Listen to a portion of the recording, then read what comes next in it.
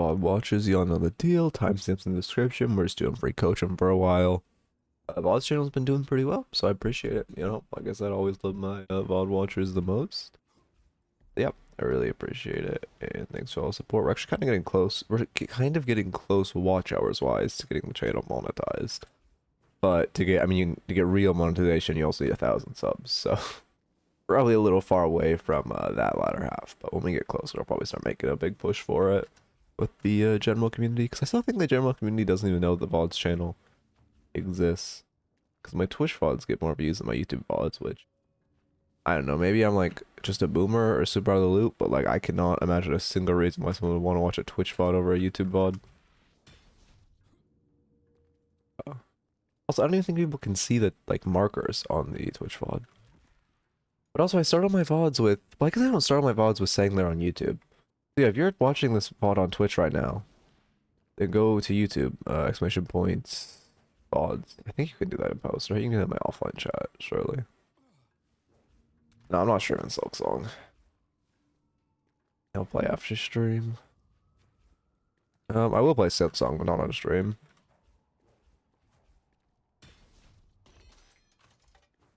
What I don't, well, yeah. Okay, let me get a raffle up. Flash raffle. 5 YouTube raffle. At Gamba. And then go to this scene. Alright. I look like shit. I'm so fucking tired, man. Oh my god, I just have not been able to fall asleep recently. It's so miserable. I haven't felt like this in so long. I just cannot fall asleep. I don't know. I think it's because I'm playing a lot of Deadlock. It like keeps my mind like buzzing when I try to go to bed. I'm always thinking about shit, thinking about. I got run down so much yesterday. Wait, did my stream mode actually activate? Let me. I don't want to like flame people by name, so let me. Do I have this bound on my? Wait, I swear, did I?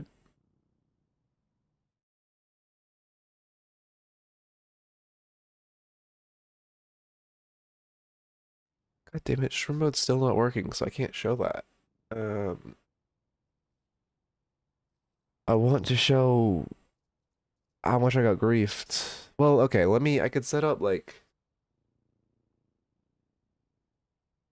a black box, or like I have a black box. You know what's crazy? My friends and I, wait, my friends just started playing with a new update. He plays Vin. Anyway, he's been struggling, and I would like to see if you had Vindicta coaching session on YouTube. Turns out you don't. So I do actually have Vindicta. If you go to exclamation point VODs, you go to my VODs channel, go to my playlist. I think I know as a fact I have at least one Vindicta coaching session on my VODs channel. I mean, for one, he's welcome to join the raffles, or you're welcome to join the raffles forum and submit one of his VODs. But for two, just the VODs channel has full playlists of like every single character I've done. And I know as a fact I've at least done one Vindicta. But I don't know if I've done more than one. So people don't really play Vin who submit coaching to me, I guess. I mean, to be fair, also, if your friend's playing Vindicta, have him just play double Echo Shard and he'll never lose a game again. Double fucking stake debuff Vin is the most, like, disgusting shit right now. It's, I don't know, that shit's free low. Yeah, what else was I doing? It's only 6 entrants for the raffle, what the fuck? I thought everyone would be playing Silk Song. I almost like didn't stream today, not even, I mean, obviously I want to play Silk Song, but I almost didn't stream today just because I was like, well, there's gonna be no one fucking here because everyone's gonna be playing Silk Song.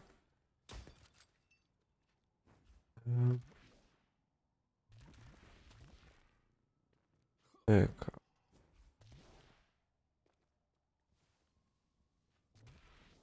Yeah, I'm trying to give the VODs channel more gas, just speaking up, because it's been doing pretty well, but it's like, I mean, it's getting on the way to being monetized, so I kind of need to like start gassing it for subs, because watch hours wise, it's getting, since the VODs channel, you know, it's not having a difficult time getting there, but it's, you know, 964 subs away, so that's gonna take some, you know, a lot more time than like, you know, getting, I don't even know how many more watch hours it is.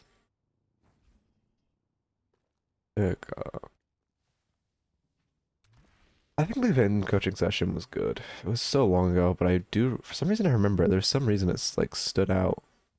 Thank you, Al. I mean, you'll start knowing when I actually hit the watch time quota because I'm gonna start making like pushes on on on the you know, the Discord. Fucking add announcements, sub to this shit, please. It's like, I don't know.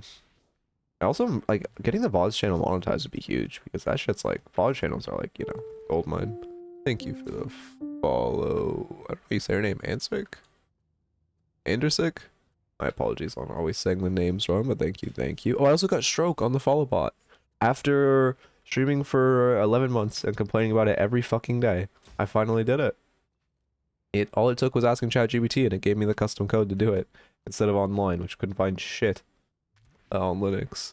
Hope I have a chance of being coach today. Yeah, of course. I mean, it's you have like I mean, we'll do 4 sessions a day, probably average of like 7 people joining. So I'd say you have maybe a coin flip chance, little less. Been watching your vids for a while. I appreciate it. I appreciate it. I love all the support as always. I want to keep the consistency with YouTube. So ideally, we also get a YouTube raffle today.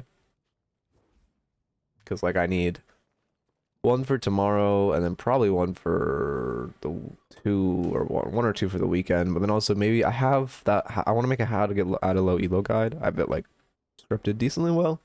I just have started to feel like it's 2 videos living inside of each other, which is just like a tech video, like a low elo tech video. Yeah, the how to get out of low elo video. I don't even know what to title the tech video. Okay, we're watching the wait, what the fuck? Noob is playing Lash? Fucking when? Noob, it's so sloppy, man. I'm really trying to get these side dashes down. I actually got my side dashes pretty well. Now I need to like retrain my brain to not side dash because I started over side dashing in game. The problem. Yeah, I'm surprised you're playing Lash, Noob. Never thought I'd see that. I mean, I guess he is just like Dynamo, but air. Oh, I got autofill last game last night, and I was so pissed off. I hit 3 5-man ults and we lost the game. I hit 3 game-winning ults. I hit 1 5-man ult while they had rejuve into our base guardians and netted 4 kills and 3 rejuves lost for them, and we still couldn't win. I don't know what the fuck was happening last night. I just like could not win a game.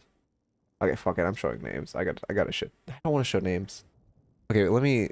How much time do I have before this downloads? Because I don't like to actually show people's names. Can I get like a bar on the screen?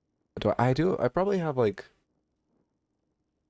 black bar somewhere. Add image.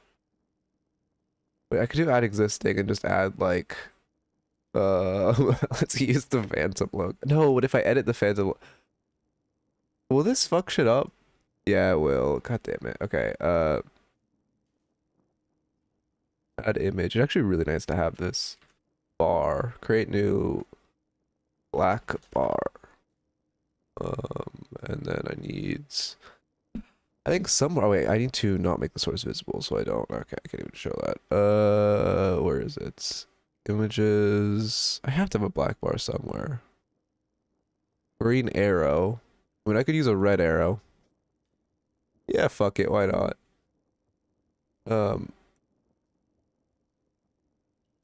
Wait, I should probably. Oh god, actually, wait. Let's cut this off.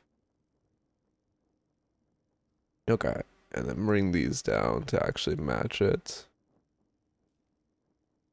And then I need to find. Okay, this should cover the names, right? Let me do a test old VOD that won't. Yeah. Okay, because these no one here actually I'm trying to flame, so it's fine. Oh my god, can I?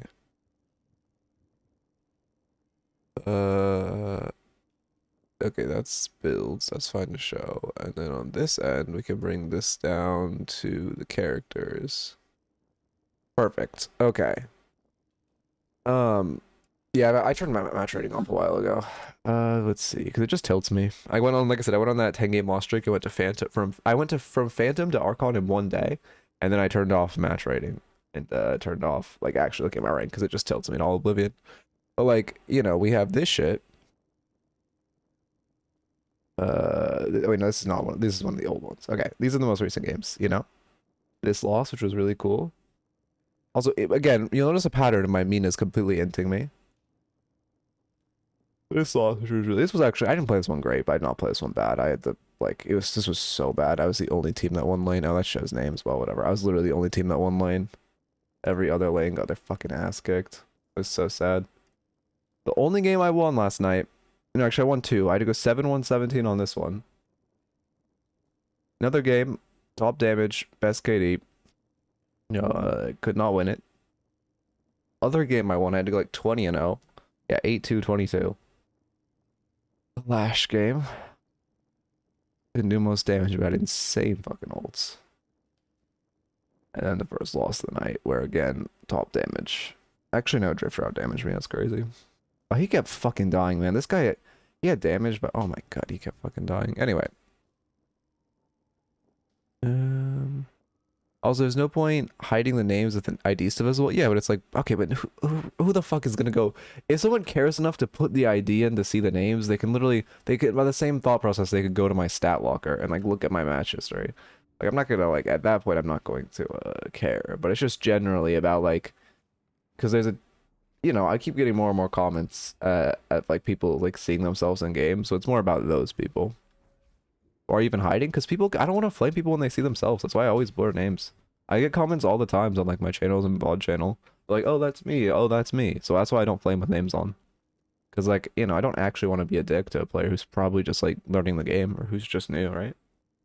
But I also, you know, want to vent. It feels rough to lose these. Okay, wait, how did my shit get restructured? What is this? That here, yeah, this goes up. Grab this, okay.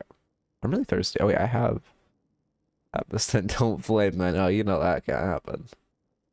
You've been watching me long enough to know that shit can't happen. And sure, the thing is, I have streamer mode on. It just doesn't work half the time. That's the fun part. Will it work now? What the fuck? Oh, no, okay, it's working now. Okay, but actually, it's for this lobby since it's a names lobby. But yeah, see, streamer mode's on, but it just doesn't, it's so finicky. But here, let me turn it off. Yeah, this is AVL. This is a new bod, so we're just, you know, watch partying. I played with this motherfucker. He's annoying. And listen. Okay, and by the way, oh yeah, thank you. Much appreciated you pointing that out. I need to start recording. I don't know why I'm recording this, but slash marker, Eternus Lash. Maybe let's actually analyze. Let's not watch party, let's actually analyze. Lash, marker Eternus Lash, and then get Eternus on screen. Where the fuck is what is happening today? My brain is not functioning. I need caffeine. I have an Arizona, but does not have caffeine in it, which kind of sucks. Is my cam lower than normal?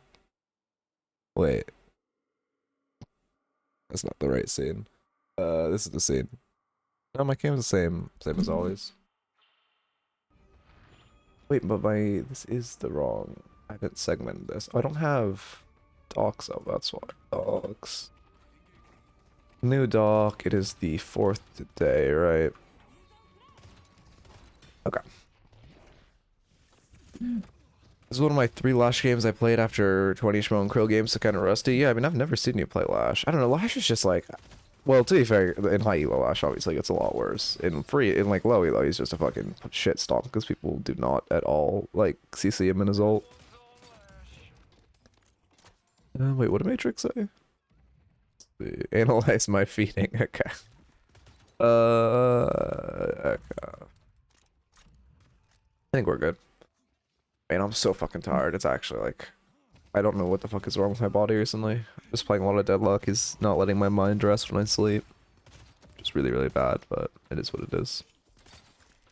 I've been locked in though. I've actually improved so much over the past, like, I don't know, week. My doorman win rate is still like even, but I've improved so fucking much on him. I'm like a very competent doorman now. I just gotta get now I'm like overfighting. But that was because obviously when you're learning a character, you should try to intentionally overfight, so you like get mechanically skilled at them as quickly as possible. But now I gotta actually rein that back. I mean, it's hard for anyone to lane into a fucking Yamato. How the fuck was she in melee range there? I guess she probably dash melee cancel or dash melee. You never actually had good Mexican or Latino food? Really? Are they that hard? Oh, I guess I'm in Cali, to be fair. I guess if you're like somewhere else, it's probably harder. Ooh, I get all the last hits, that's rough. We saving for QSR? Oh yeah, we are. I haven't seen the flag or like the flag max in a while. Lash Lightning? Nah, Lash Lightning, you just fucking ground strike them and they die. On God.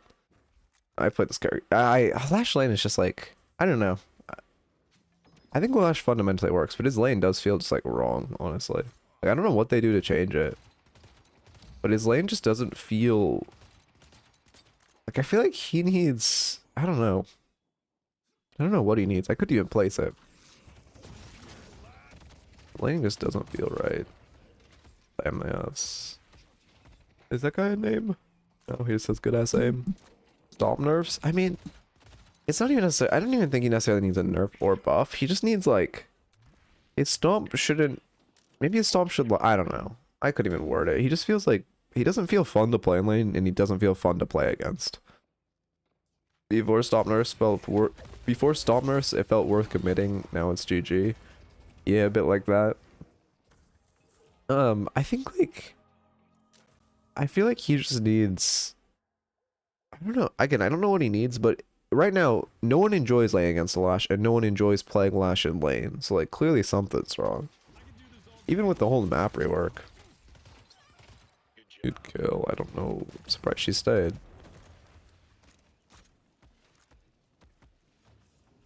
Yeah, I'm not saying Lash should be buffed in lane. I'm just saying he should get... I don't even say he should be buffed or nerfed. I'm just saying he should be, like, reworked in lane. Like, again, I don't know what they would do. Maybe, like, tune down his flog oppressiveness in lane, but make his, like, ground strike slipperiness better or something. You can still, like, you know, go... Maybe more like a GT type role of, like, obviously not, like, that level, but, like, where you do kind of, like, major poke, but you aren't, like, hyper committed on, like, Lash, where you do about as much damage as a fucking GT arrow, except now you're in their face and get fucked.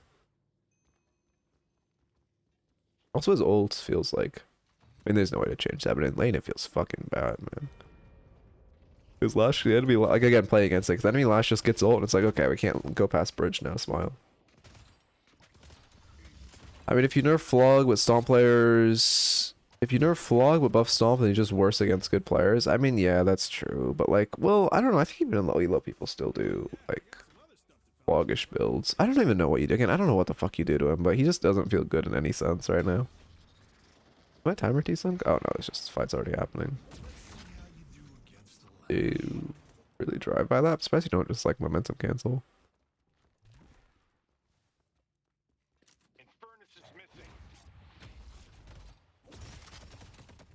I mean, yeah, but like, well, that's why I'm saying they shouldn't buff his stomp damage. They should make it so you can stomp without being like hyper committed.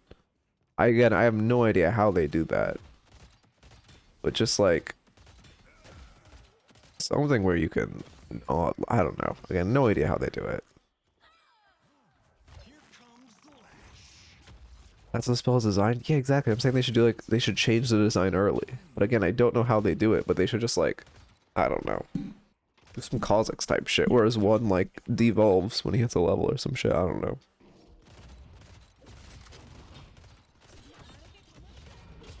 Good Lash was oh God, I remember Good Lash. Those were the days. Honestly, he kind of feel like it does feel like it does a gross amount of damage normally though. Even though he's like hyper burst and it feels like Lash can't do damage to you after he combos. The fucking Lash burst in the skull feels bad, man. Cranium removed. Yeah, I mean it's not even just, I mean obviously it's really accurate, but it also just does a fuck ton of damage.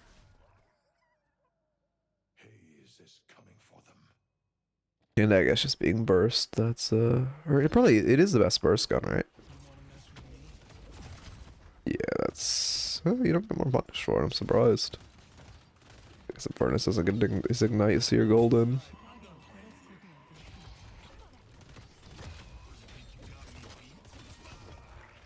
Almost slippery enough. You need headshots with accurate AF? Yeah, yeah. Fuck, my foot's asleep by the way. God damn it. I don't know why I said by the way. Heck off.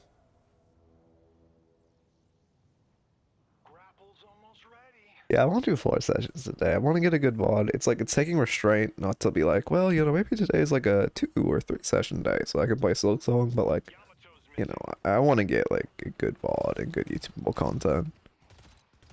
This is a good. Actually, this is a good VOD to start with, so I can just like wake up, because this would not, like, even if this was like a pixel perfect like on paper VOD for like a YouTube video, I would have been like still fucking reanimating myself after the rest.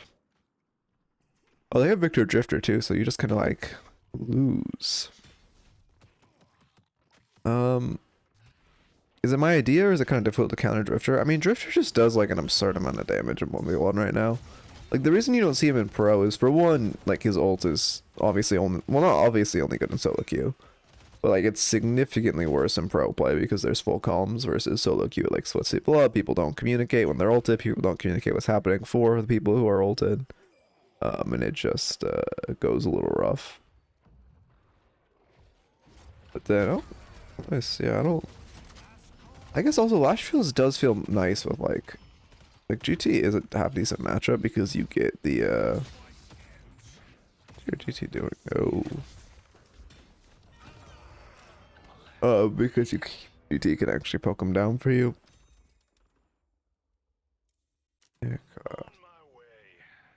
Your Spirit, QSR, Enchanters, yeah. Enchanters is good to their lane. What was I thinking? Buffy Amato, true. Honestly, big true smile. I can't wait for the like next balance patch. I'm so excited for the next balance patch. I don't even give a fuck about major patch. Just show me Victor nerfs, show me Drifter nerfs, show me McGinnis being removed, and I'm happy. And then like maybe also remove holiday nerfs, and then you're golden. As much as I shit talk, I mean, Holiday obviously sucks dick right now, like to play against, but like, she's not. I don't know. I don't fundamentally hate our kid the same way I do like Guinness or Para. As much as our kid is way overloaded, it's not like, I don't know.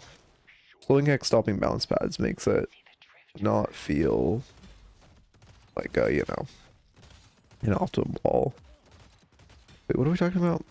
McGinnis removal team? Exactly. I mean, oh god, if they ever did that, man. That's why, see, that's why I gotta become big, so I can, like, campaign for that. Fuck.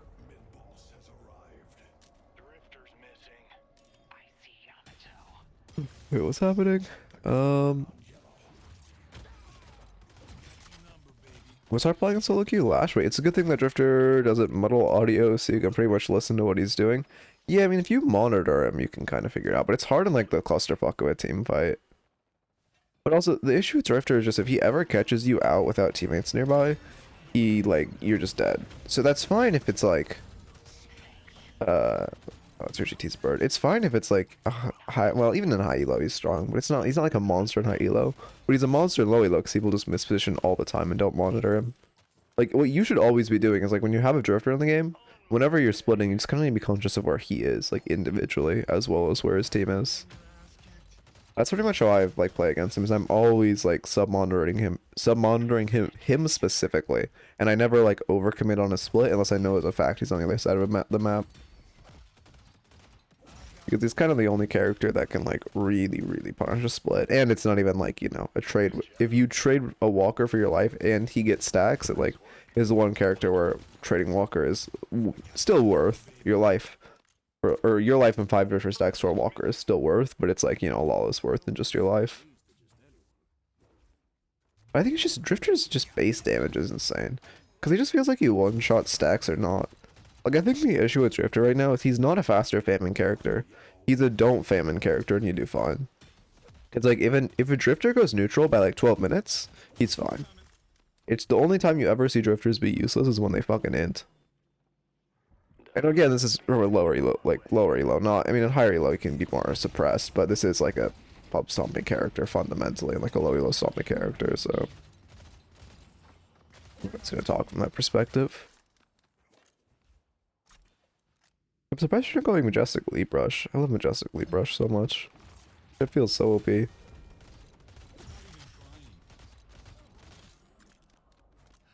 job. Ammo, it's pre-nerf, but Spear Stamp always. Wait, we're talking about, oh, Stamping better than Leap, really? I don't know, I prefer Leap. Leap just feels so fucking nice. I know a lot of builds go Stamp now, but just like Leap is just, it feels so irreplaceable in Lash. Preference, yeah. Majestic is one of the coolest items in the game, but it feels really powerful.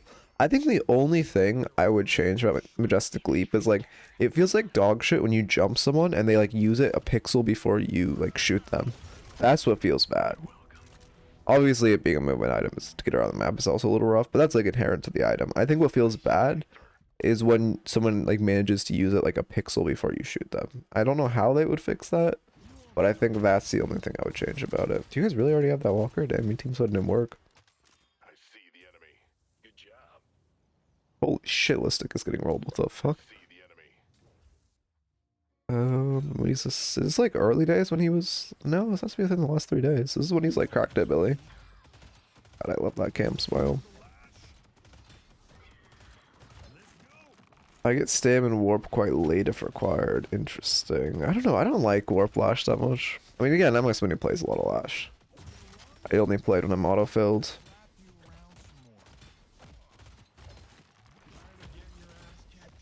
Warp Lash is good? Yeah, I don't know. I just kind of, like, I don't know. I don't feel like I need it normally. But also, to be fair, when I play Lash by like 20 minutes, I'm like 20-0. I'm not saying that out of ego. Like, because I'm like, you know, for one, getting my doorman is kind of holding me back elo-wise. Like when I play any other character, but especially like a Lash, I'm just fed as fuck early. And I just literally only build pure damage besides like Majestic Leap. And I just win because I one-shot everyone. Feels amazing. Anyway, my throat is not fun. Also, I'm surprised y'all are hanging out. I appreciate it. I should do more shit like this. Because, like, I'm not analyzing. Let's be honest. I'm not even watching the fucking VOD. I'm just talking. Okay. Victor has ult, so he's trying to fish it out, I suppose. I mean, they're up 2, so they're still looking for aggressive pressure. They have 2 fairly positive waves with no urn on the map to run. So all they can really do is continue to pressure the waves. Obviously, it's a high-low game, so those 2 walkers are going to be defended pretty well.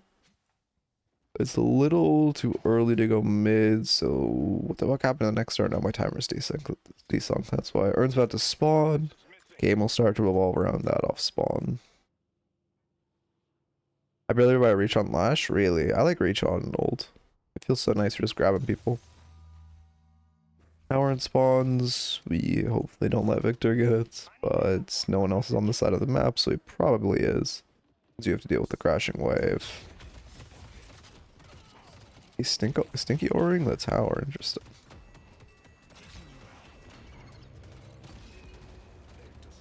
That's unfortunate. Which spirit resist does he have already? Ah, that's why. Nick, I mean, he chose off the Flux of Urn, which makes sense. It'd be hard for him to get Urn. The Flux is hyper valuable. Especially at this point in the game, but it sucks for them you guys get Urn. You're probably just gonna hold it. You don't have quite enough lead to run it unless you get some advantage like a pick. I mean, them having no big roll is actually a relatively significant advantage in a fight. You just stall for your Lash roll back, there's the pick, and now we'll start probably leading or Urn, or not. I mean, there's 2. I'm surprised this Para's not going back for Urn, and now she just turned around to grab her, and yep. Nope, she turned around to farm. That was stopping a lot, I see. Gotta try escalating on Lash. No. Listen to that. And I'm not someone who thinks escalating is not good, but I definitely think escalating is overrated. And like, it's good on Victor, it's good on 7, it's good on... That's probably it. There's one other character I can't think off the top of the dome. Like, it's good on dot characters. I don't even think it's that good on Fern. Fern just, there's other items that are so much better on him. Yeah, good on Dicta if you have, if you're doing the, like, fucking cancer build.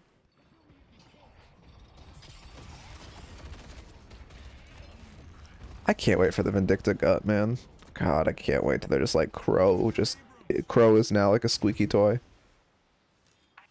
You guys get the Walker. I'm surprised we didn't push Urn with those, the 2 pick advantage though. Like, Walker's not a flex. Not worth more than the Urn. Wait, what? Okay, she's shit talking someone. Okay, I thought she bought Trophy Collector for a second. Who is she shit talking? Oh, the bin. Wait, why are we shit talking bin? This is obviously the bin build. You just go and win. Bro should just amp Vin's damage. Yeah, the global amp is definitely rough. Or like not global amp, like the resistance shred is definitely rough. I think Steak needs a way to break it besides remover, and Crow, yeah, probably shouldn't be a global damage amp and also do like 20k damage for no reason. I think Crow needs to like probably have reduced duration. Yeah, they could earn, but I mean, we're up 20k. It's pretty hard for us to fight this, though. We will have, okay, now we're down one for earn, so it's looking really bad. Yeah. Trade back. You're just trying to catch this wave, and you're probably going to try to leap to earn. That'd take you a while to get there. Do we not have leap up? Leap up, we're saving it. There it is. Then just stripping away your resistances, fire rate, and then having 2 vortex whips in our kit is fair. Yeah, it's just like, I mean, yeah. Also the fact that her crow bounces, so it's not even like she's just stripping away your fire rate and resistances. She's also stripping away the fire rate and resistance of your teammates next to you. Like, it's just, I don't even know. Again, I can't remember who said it. It was either Ido or Cran, but they said it's fucking insane that the worst part of Invicta's kit is her flight. Like, that's actually insane. That should not be how the character works. Victor has no 2s, so we can actually clean him up. Parry. Thank you for the follow, Bluzzy. Welcome, welcome. Yeah, let me just clean you up. Back up. Damn, I'm so muscle memory pilled. Steak plus duration cooks people too, but I don't know how you handle it. Debuff remover is how you handle it, but you know, mandating everyone on your team buys debuff remover is pretty rough. But that's like, you know, the only way you like deal with the double stake build. So I see a lot of, like, if you're watching pro play, you'll see people like, they kind of rush it when they're against the Vindicta. In NA, in EU, she's a lot. I don't know why she's so much less valued in EU, because she just feels like such a fucking monster. But I guess they're just going for strong. I don't even know if they're going for early, actually. Since it's not fucking Vindicta. I guess crazy to me we're first picking Krill in EU. I don't know. Like, I can get saying a Holiday is better than a Vindicta. I could not get saying, like, Krill is better than a Vindicta. I watched DLNS until, fucking, who was it? Little Troops beat Melee Creeps, and then I did not want to watch them get their asses kicked by Hydronation, so I just turned it off. I was, like, really sad when fucking Melee Creeps lost, because they're the only team that actually has a chance to take Hydronation. Well, realistically, take a game off Hydronation. So the second they lost, or the second fucking, you know, Little Troops won, I just turned that shit off. Good choice. Yeah, I mean, I didn't watch, but I'm assuming it was a massacre. I know it was only 2 games. Because I can't remember what the fuck I was doing, but I do know it was only 2 games, but I'm assuming it was a massacre. I don't know the lanes of the games or anything. Actually, I don't even know it's 2 games. I'm just assuming that by the VOD length. But I also don't think I'm wrong, knowing, Renin. Yeah. I mean, I don't know. Well, hopefully NA's competition will get there. I mean, in theory, this new resurgence of Deadlock will bring back pros. Games were stomped yesterday. Yeah, I can't. Yeah, I don't know. I think it's really interesting to watch Melee Creep fight Hydra. They like don't really win, but they put in some fucking work. Like Melee Creeps will normally be like even by 20 minutes and lose by like 30, which is really, really impressive. Yeah, why do you think that Melee Creeps are the only ones capable? I mean, it's literally just like skill. It's not even like it's mechanical skill, honestly. It's not even macro, because where Hydronation outclasses Melee Creeps normally is macro. Where Hydronation outclasses most teams like Little Troops is mechanics, because the games that are shut out in like less than 12 minutes are mechanic diffs, and the games that are shut out post 20 minutes are macro diffs. Like if you watch, I don't know if you're watching EU last night. Like the way Abraham's like kept winning was just they would do these like they would just force fights off mids and it just constantly works. And like for some reason we don't even see that in NA as much. Well, I guess to be fair again, I didn't watch the Massacre games, but like it's just you get one pick, you start leveraging a mid, you force them to look, and you just win. But yeah, I don't know. NA will get competition eventually. I think Melee Creeps is getting there. It's just, you know, it's gonna be a minute before, like, I wouldn't expect to see Hydronation lose for another month. I think they'll lose a game or two, but I don't think we'll actually see them lose, the turn, or like the set until at least like a month. I keep getting burned by... Wait, I keep getting... I don't know. Wait, what situation is the wall jump on yellow-green vents useful? Wait, what, like the the jump where you, like, go flying across the map? Like, where you... Wait, I don't really know what you mean. Like, the wall jump where you wall jump before you hit a vent and you go, like, Super Saiyan mode? Thought it was gonna be a Buff Enjoyer's sweep? Really? I feel like... I don't know. I think Buff Enjoyers have lost more. Like, in the past 3 sets, Abraham's is 1-2. But I guess, yeah, that first game did look pretty dominant towards Buff Enjoyers. I feel like Abraham's is generally a better team, though. I just like the way they use... I mean, to be fair, if Buff Enjoyers learn how to fucking like play against buff baits, like shit's gonna go crazy. Like Hoot is cracked, don't get me wrong, Hoot is fucking goated.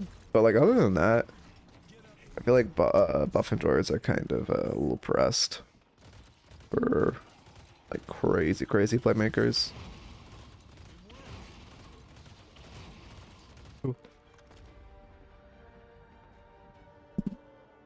Wait, do you need to use the fence itself or the the wall? Oh, I see. Okay, yeah, we'll run the next raffle and then we'll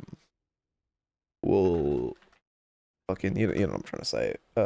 5 minutes YouTube raffle. We'll go to the thing. At Blur. Why is my it wrong? Oh, because I have the new custom themes. Fuck you. Sorry. I'll get this up. And then let's go. Okay, explore MYC.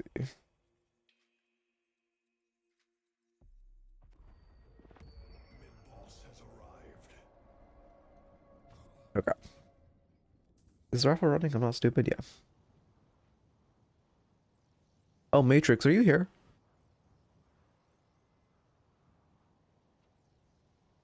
Looks like it's in a dream, I believe.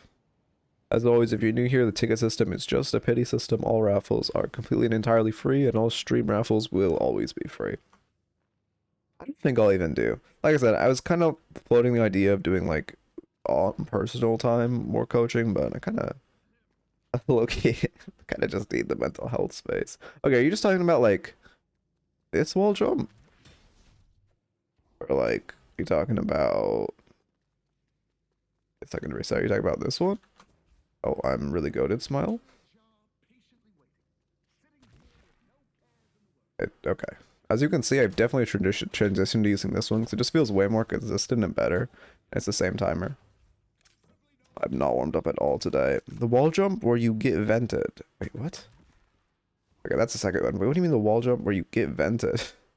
Here, just direct me. I'll just stand here and direct me. Like, do you mean the super wall jump where you like wall jump as you like hit it? Like the I can't do this mechanically, by the way, but like the shit where you like slide into it and then wall jump and you go super flying. Oh, you are here, Matrix. Okay. Oh, you do mean that. Yeah, I don't know. I mean, it'll get patched eventually, so like it's there if you want it, but it's 100% gonna get patched. Like as you can see, I have not bothered learning it.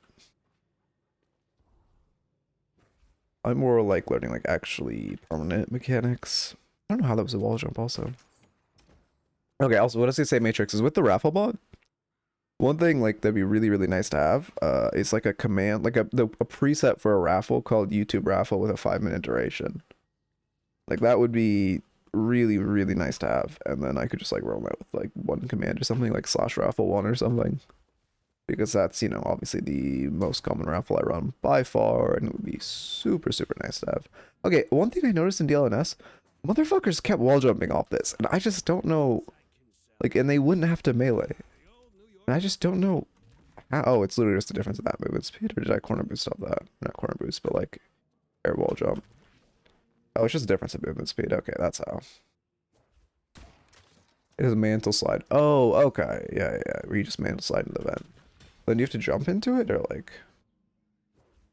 I don't really know how that works. Oh, also a jump I found yesterday that works really well. Oh, it's not on this side of the map. Although I think you can also do it on this side of the map.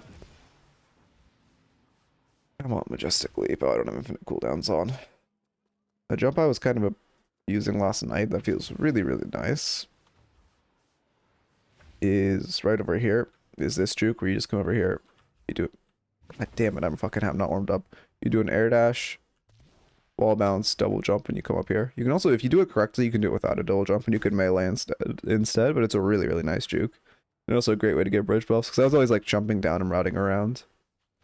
Are edge boosts intended? I mean, they're not intended, but they're not a glitch. I doubt they'll get removed like corner boosts.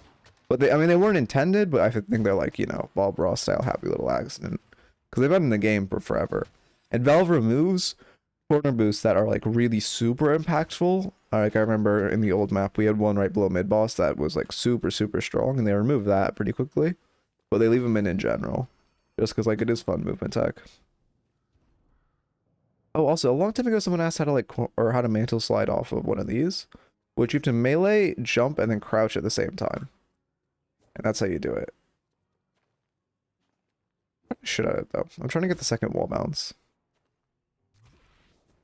Sometimes if you get it right, you can wall bounce off the next edge, but it's, again, not something I really bother to practice. Even though I probably should. It's just like one of those things where, okay, I need to stop fucking mantling. Okay, outside wall bounce, I didn't even hit it. I gotta learn consistency. If you're not a noob, you corner boost there? Yeah, exactly. There we go. And you can just get up here just like that. Again, I should probably practice it more, but realistically, I just don't bother. I feel like it's one of those movement things where like, I probably should, but yeah. You're starting to steep at an angle. Ah, I see, I see. I have allergies, fuck. My dog is also going sicko mode. Whenever my dog sleeps with me, I have super bad allergies, because he just like goes outside, rolls around in pollen, and then pulls up. Also, why is everyone watching me? Is no one else streaming Deadlock? Because they're all streaming Silksong? What's happening today? Oh my god, my mechanics. Oh, there we go. Do you scroll down and jump? No, no, I used to in Valorant for b-hopping. But, now I do not. I got so much shit for scroll wheel jumping as my, for b-hopping in Valorant. I remember that shit. Also, you can see, I've mechanically lost my ability. Like, I have stopped dash jumping so much, I'll, like, fuck up the timing now. Because I'm just so side dash pilled. But I've been doing it too much because I was, like, learning it, but just too much. I got, like, weight. Hello?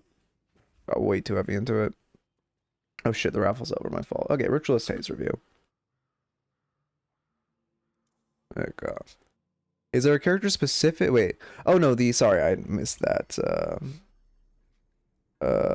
So yeah, okay. It's not like the raffles this week aren't character specific, because we won't do character specific ones for a while until like a new character's added, and then we'll do raffles only for the new character. But it does have to be like past September 1st, I think, or September 2nd, because there was a replay breaking patch on, I think, September 2nd or September 1st. I'm on the wrong thing.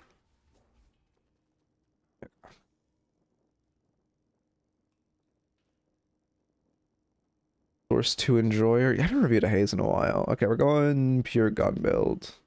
Actually, this is an old build since we don't have like Sounds Waver in it. Well, actually, wait. This isn't like a catch build. We have no Ricochet. What the fuck is the purpose of this build? I guess it's like 1v1, but you need like Silence Wave or Curse if it's a 1v1 build, or Slowing X. Well, I guess we'll talk about that later. Let me crack open my Arizona. So I actually can stop fucking like I don't know the word for what's happening. Like, so I can start speaking coherently. How the fuck does that pick up? It's across the goddamn room.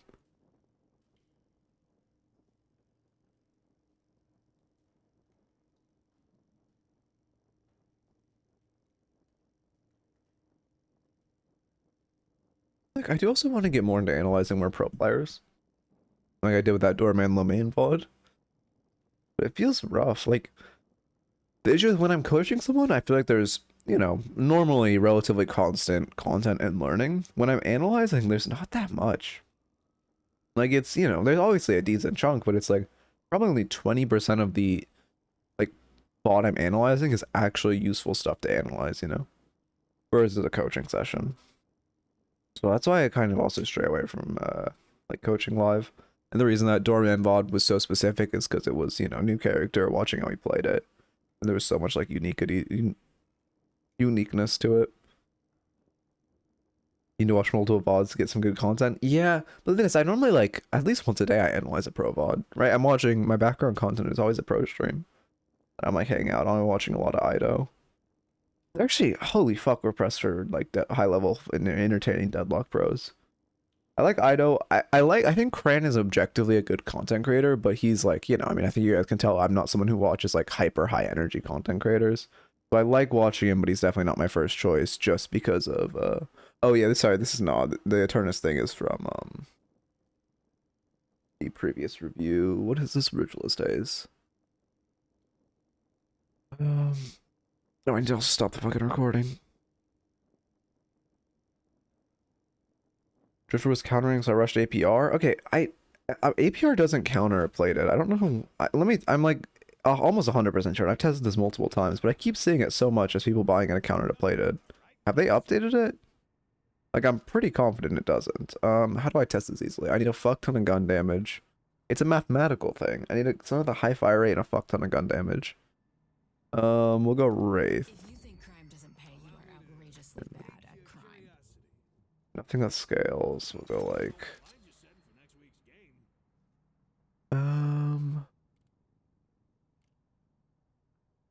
trying to think of the best way to do this. I just need pure damage.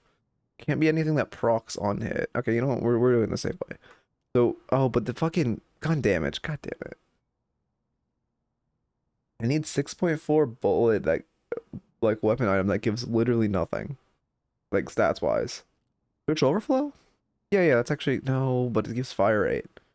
Well, but fire rate doesn't matter because I'm just gonna dump a mag for damage testing. Yeah, this is the stupidest way of testing it. Oh, I'm not even in the right place.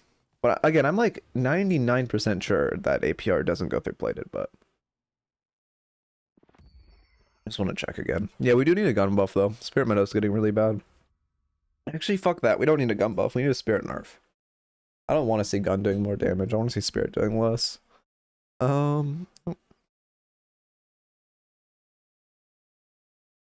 Okay.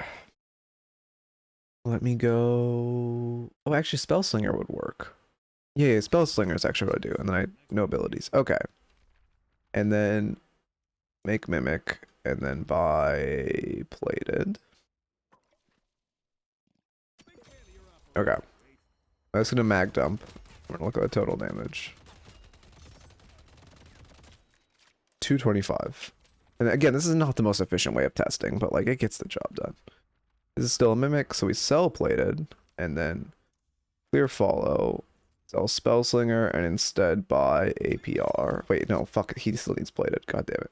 Make Mimic, buy Plated again. Okay. 225. 293. This is such an inefficient way of testing. I need to count the procs, don't I?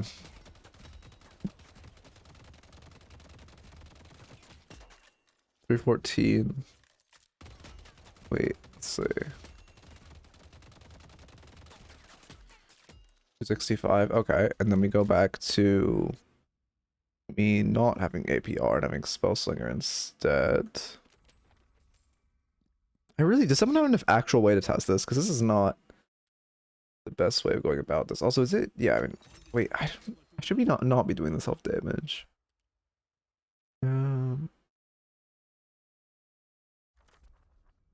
Mimic.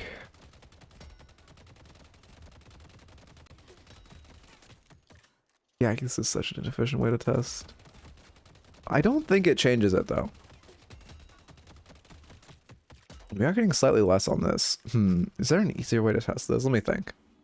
I know I'm stalled. Like probably like there has to be a better way to test this.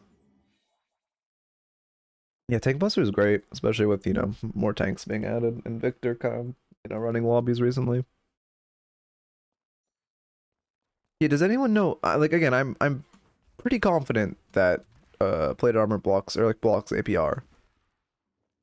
Oh no, this isn't a good way to test. The reason I'm doing more damage on average is because the fucking bot dummy has oh wait, it doesn't have resistance, but is plated give? Like what is that? Plated give bullet resistance? No. Interesting. Fucking no. Okay, no, I know how to do this then. Wait, do I? No, I don't. Well, in theory, it has 50% chance to stop on hits. So if I make Mimic and I just buy everything with bullet resist. Resist to, so it's like we want it to be very, very obvious. G-Death gives bullet resist? Holy fuck, I never knew because literally no one ever buys that item. Also, again, sorry for slight delay, but okay, and now every other bullet should be massive damage if APR is blocked. I need to buy 3, 6, wait, 3, 3, 3, 3, 3.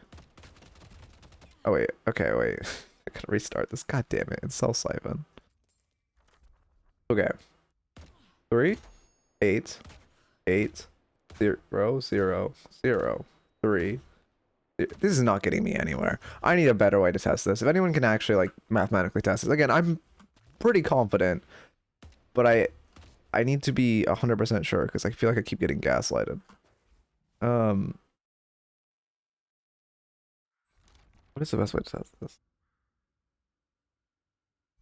What exactly do you need to test? I mean, not even necessarily test, but I just need to prove like APR not going through plated armor.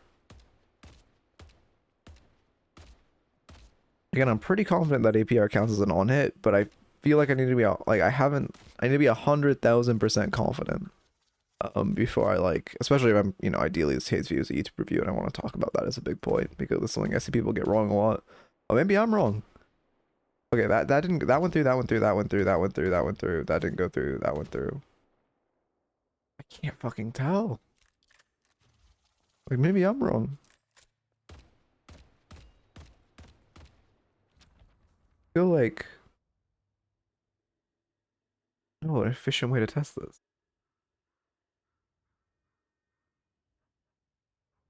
Hmm.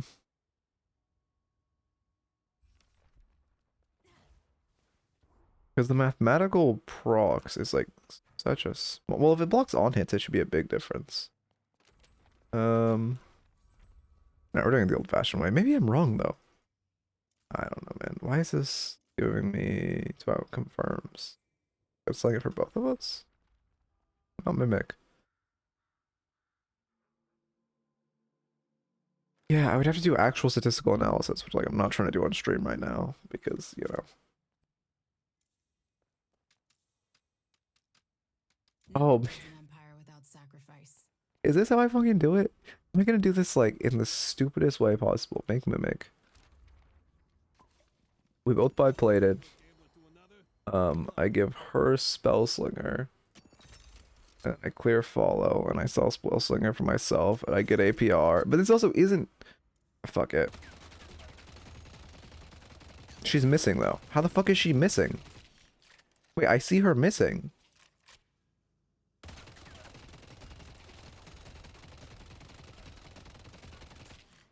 God damn it, she's missing. This isn't a good test. How is their bullets hit? Why does she have so much less accuracy than me? Those are her bullet holes, by the way, at her feet. Yeah, I don't, there has to be a more efficient way to test this. Because I don't want to like, man.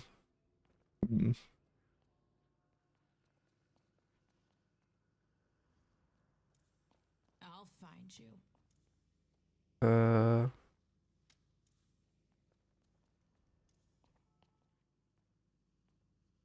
I mean, in theory, I don't know how the fuck to do this.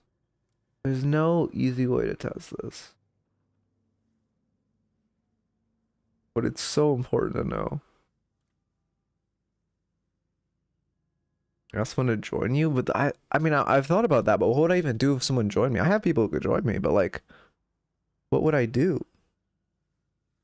Like, how would it even, how, I can't even think of what, like, I can't think of the test. That's the issue. Because also, I feel like open investments also come into play. Yeah, but this isn't I want a better way to test too. This isn't even a good way to test.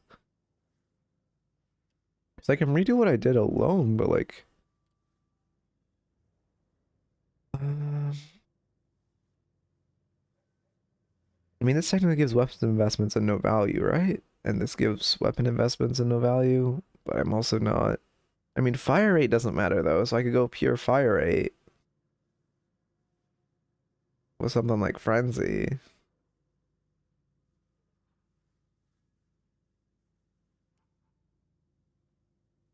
I don't fucking know. Okay, wait. Sell this because we're gonna buy it. Make mimic. I played it. There's no good way to test. We might just give up in a second. If it doesn't work this time, we'll skip. I need like, I mean, this isn't gonna work though because I would need a definitive answer. No. Victor 3 doesn't proc his own spirit shielding or witch mail, unfortunately. Okay. Now you have bots. Why the fuck do you have frenzy? You know what? I don't think it matters. Oh my god, that's why the test was wrong, because the way the bot mimicking doesn't fucking work. God damn it. Okay, make mimic, sell frenzy. Sell frenzy. Nope, I played it. Oh, you have played it. Clear. Now not mimicking, right? Yeah, so now I buy APR. Just in the chest. Should I do in the dome? Or in the chest? In the chest. Oh, it wasn't her missing. It's bullets glancing off of her. Okay, 302.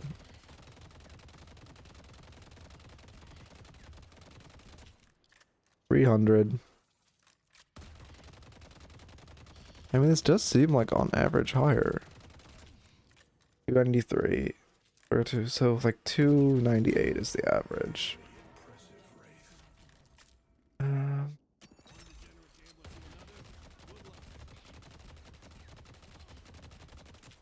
That's a definitive difference. I've been wrong this whole time. I might have been wrong this whole time. And this looks like a very definitive difference. I'm getting consistent less unless APR is doing something I don't know about. Like, this is the same. Yeah, she has no different items. I'm getting consistently less.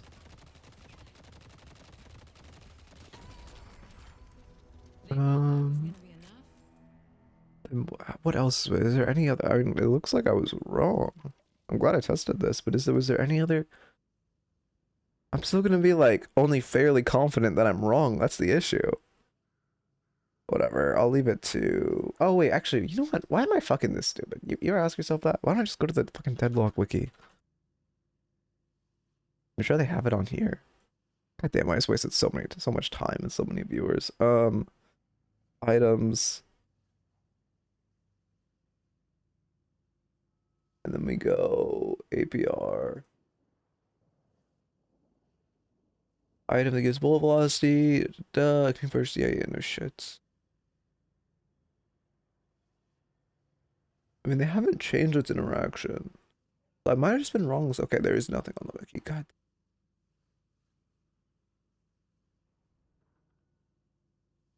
Plated armor. Okay, if there's nothing here on the plated armor thing, we're just gonna get to the review. Looks like bullets cooldown not being counted when blocks get plated. On a prevention decrease added to the game.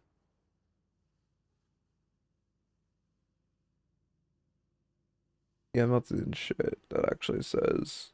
God damn it. Okay, well, I'll leave. You know, I guess it's. Oh god, I just closed the tab. I guess this is just some testing for the goons. Let's get to the review.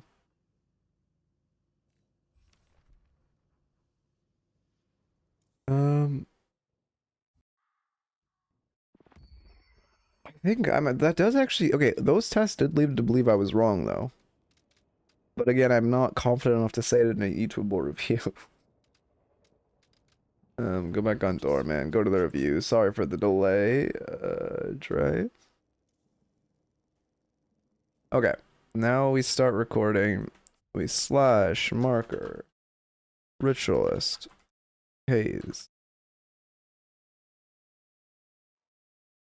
Okay.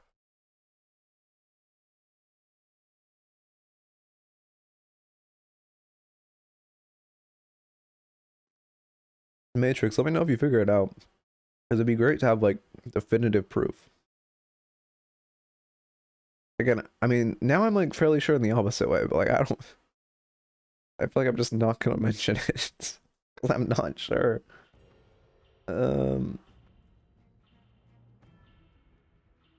Let's see, docs.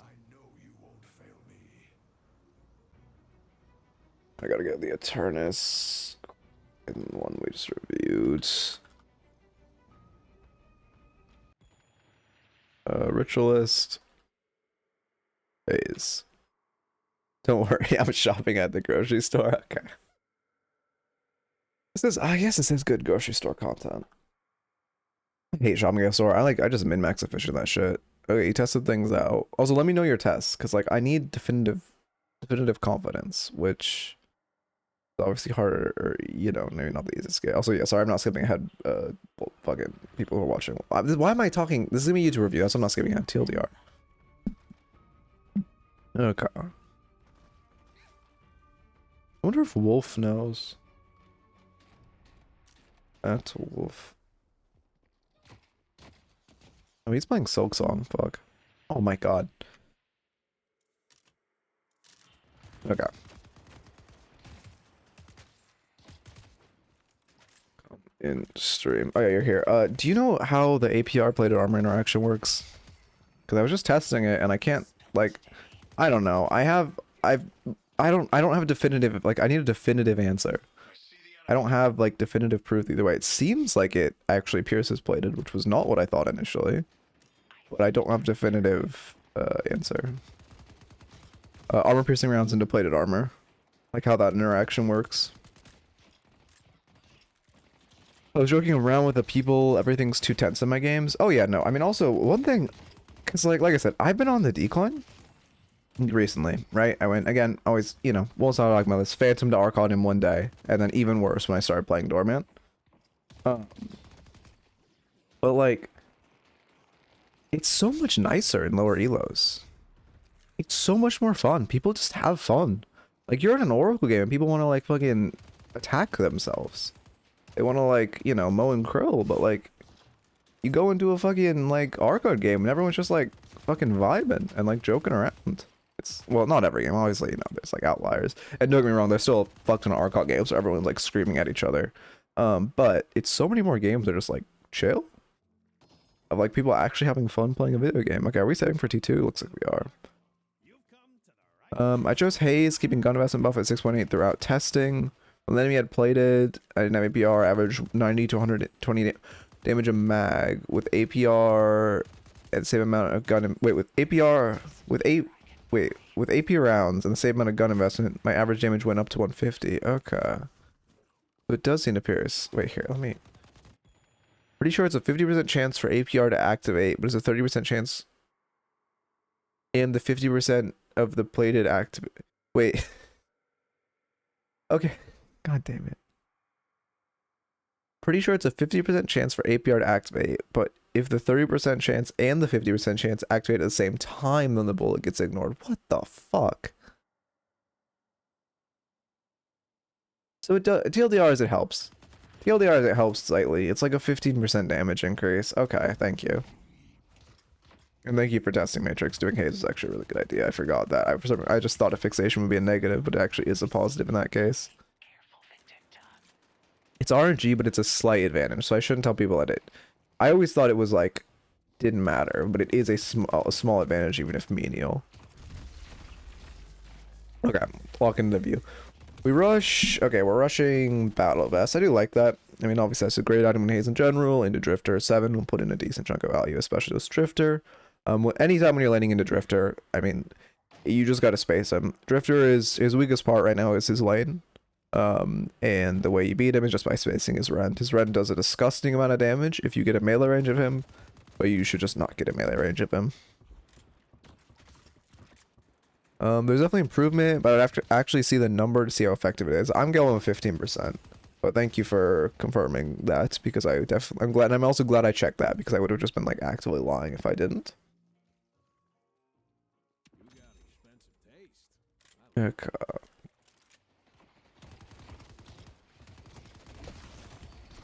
It's, yeah, oh, nice dodge on the runs. We shouldn't, okay. The issue with that sleep is like, well, okay, there's a couple issues with that sleep. Is one, you're immediately shooting after you sleep, but that's not the main issue. Because either way, nice, good kill. Either way, that Vindicta probably would have shot him away, because the Vindicta's actively shooting at him. But until you get your sleep max, which, you know, obviously you don't, and you get that, what is it? How much bullet shred? 12% bullet shred on wake up. It's not useful to just throw your knife there. It's better to throw it, like, wait for him to start slipping away. When the Vindicta's not shooting at him, you throw your knife at him, you catch up, you can get a heavy melee, maybe 7 walks on top of him, and then you can just shoot him in the dome. You extra spirit next. Interesting. Executing? Yeah, fair enough. I mean, the issue is you're a little slow on the timer. It's more efficient for you to execute. I mean, like I said, you're on the side of the map, so it is actually your best roof. I mean, yeah, I could execute. I wish it's if you're on the other side of the map, it's much easier to execute on this roof. This is like the best execute spot by far, and you should be doing this. There's a close spot in this lane behind Guardian. I think we're, oh yeah, this spot. Yeah, you can execute here. Thank you. So this is the better spot to execute, but it's better. Also, in this elo, when you execute and people question you, I mean, I guess you should explain yourself, but like, I don't quite know where this, but expect them to not understand and to flame you, and just mute them if they like continue to talk about it. Okay. Yeah. Oh, also we should definitely go headshot booster this lane. You pretty much buy headshot booster every time you're into a 7 because he's just free headshots. But yeah, I mean, good to see you executing. I think, yeah, I mean, executing is just, it's like, I don't know. I mean, it's good, obviously, don't get me wrong, I'm not saying it's bad by any means. Oh, the minions are... Okay, that's a cool glitch. Hopefully that resets it. But it's weird. Like, it's weird to get the correct timings of it. And, like, when you actually should. Heck, I mean, I don't even execute that much. But also on Doorman, he's one of the characters where it's actually... Like, if you're mid lane, I think it's... I don't know the exact math on it, but it's, like, less efficient to execute because you can just door yourself back, or, like, out and back into lane fairly quickly if you do your doors correctly. It's a little less execute heavy. Because I'm surprised we got extra spirit though. What's the angle? What's the wait, I'm just doing small math. Okay. Okay. Let's do the angle. Sorry, I'm like fucking spacey today. Let me lock in. I mean, it's light and slow though.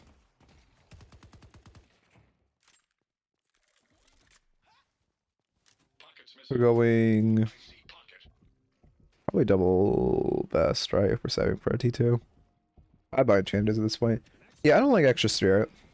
Sorry, that's what I was like mathematically calculating. That's why I was quiet for a second. I don't like extra spirit. If you want to go spirit power, just go enchanters. It's only 800 more. It's significantly more value. Double vest on Haze feels amazing. In general, double vest is just really strong. Go active reload into rapid rounds. Okay, I'm going to talk a lot about micro with your rapid reload because I've been talking a lot with Hydock recently. I'm watching him play a lot. Just as like, you know, because as someone who fucking hates playing gun carries, we're late on that ult. I mean, ooh, that was parryable. Okay, a few things there. First off, we're late on that ult. If we want to ult with Vindicta stakes, we should ult immediately. And, you know, the little bit of indecision did cost him living. Enchanters plus vest, if you want spirit, which, I mean, spirit isn't crazy. It's not bad on Haze, but it's not crazy. But I wouldn't just not buy extra spirit. I would go, I mean, if you're taking a decent chunk of spirit damage into the 7, so enchanters can put in some value. But also what I was going to say is, first off, you should ult on top of him the second he gets staked. And then second off, we should panic parry. Whenever you are 1 HP and the enemy is like within melee range of you, always parry. Just because it's your only option there, right? You're gonna die. The only way you ever live there is if you parry 7. Even though he only has like, I mean, let's say less than a 5% chance of meleeing, your chance of living without that is probably like less than 1. So you're just giving yourself the highest statistical chance at living, and he did end up meleeing. So panic parry would have been huge. Also with APR, as I talk about it, it's a really good way you can use it. And one thing people don't think about a lot is popping it. For one, popping it before you go for a trade, right? So you have the extra stats into the trade, but for two, the movement speed it gives. Like if you're ever watching High Docker play, which I mean I don't expect any of you guys to normally be watching High Docker play, but sorry, hit my mic. He will almost constantly pop it just to get around the map. Like if you're gonna run, if you're gonna roam, and you know you're not gonna be in a fight for like what's the cooldown? 12 seconds. You just pop it for the movement speed. Very, very nice for getting around the map. Okay, we should buy it though. I don't know why we're not buying. Unless we're saving for, I mean, I guess to be fair, our Q, we could not be going with what we queued, or our Q could be replay glitched. No, not Fleetfoot, active reload. It gives the movement speed when you, like, pop it. People really, like, just don't think about that, but it's really nice for just moving around the map. Like 1 meter a second movement speed is not insignificant by any stretch of the imagination. So popping it before you, like right now, if you're gonna grab that mid buff, pop APR, gets you there faster. Or not APR, active reload. Okay. I see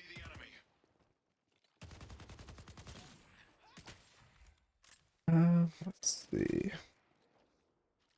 He pops him whenever available. Yeah, he's motherfucker spams that shit. I mean, it's good though, and it's really good to have up. It's not a high cooldown. You pop it if you know you're only going for like a light trade. Like right now, this poke on the 7. Okay, you're not shooting a 7. Like right there, you should probably be doming the 7 because you got like maybe 10 bullets on the tower, which really isn't that much versus you could have gotten a ton into 7 skull. Like right there, I would just pop my eye. High Docker would pop APR first and then just fucking dome the 7 in the skull.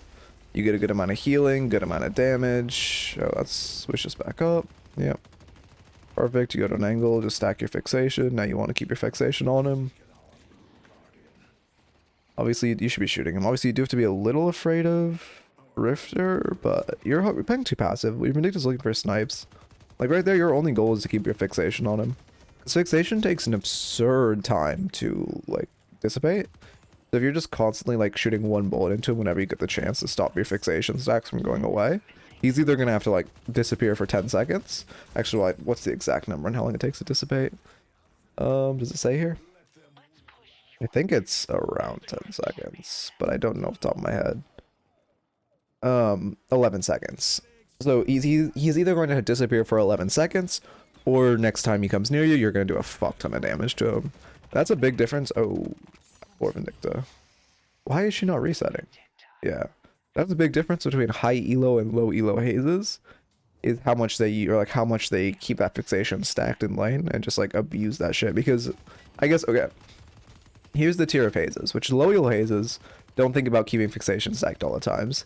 Mid elo hazes think about keeping fixation stacked and get a ton of free kills because mid elo players against hazes don't think about fixation stacks. So they'll go in when you've like stacked 40 stacks on them and you'll just fuck them up.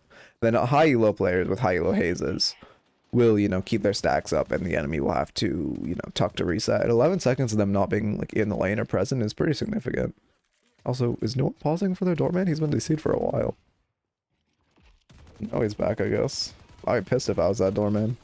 He was gone for like 30 seconds, maybe a minute, and not a single person paused. What life steal? Okay. Oh yeah, we did end up going rapid rounds, so we definitely should have bought when we were next to shop. I thought we were pivoting to saving, but we definitely should buy. Okay. Going Fury Trance. Okay, I've seen this so much on Hazes recently. Obviously, I know you use it in tandem with the ult to like gas the ult damage significantly. I assume it's gonna be Fleetfoot next. Any build where you buy Fury Trance, you buy Fleetfoot. So because obviously Fury Trance disables stamina usage, but it is being able to slide or not slide as a gun character and in general in a trade is a massive, massive difference. So you get Fleetfoot so you can still slide around in a trade and not have to reload. I mean, yeah, you are still kind of in the point of the game where it'd be a little better to, we're lucky. For a few reasons. First off, we're still in the point of the game where it'd be a little better to heavy melee, but secondly, we're lucky he didn't 2 onto a minion. Good drifter players will use their 2 to like auto minion there to escape. A lot of like, you know, newer drifters and in general lower drifters don't think about using their 2 aside from getting on enemies.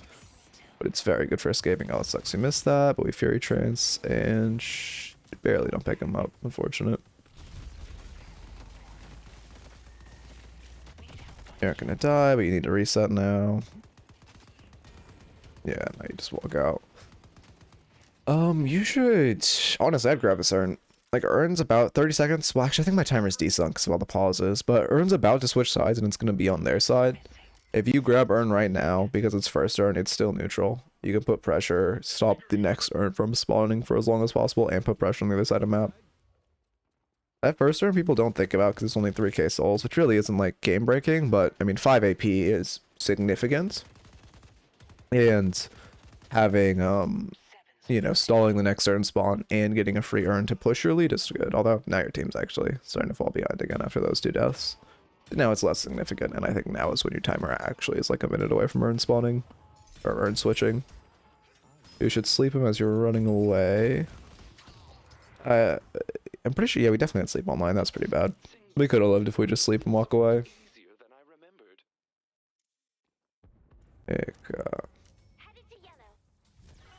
Yeah, Doorman's doing well. So it's to be a day of violence, I see. You get a free bag, we come kill this Doorman. Oh, you should have ulted.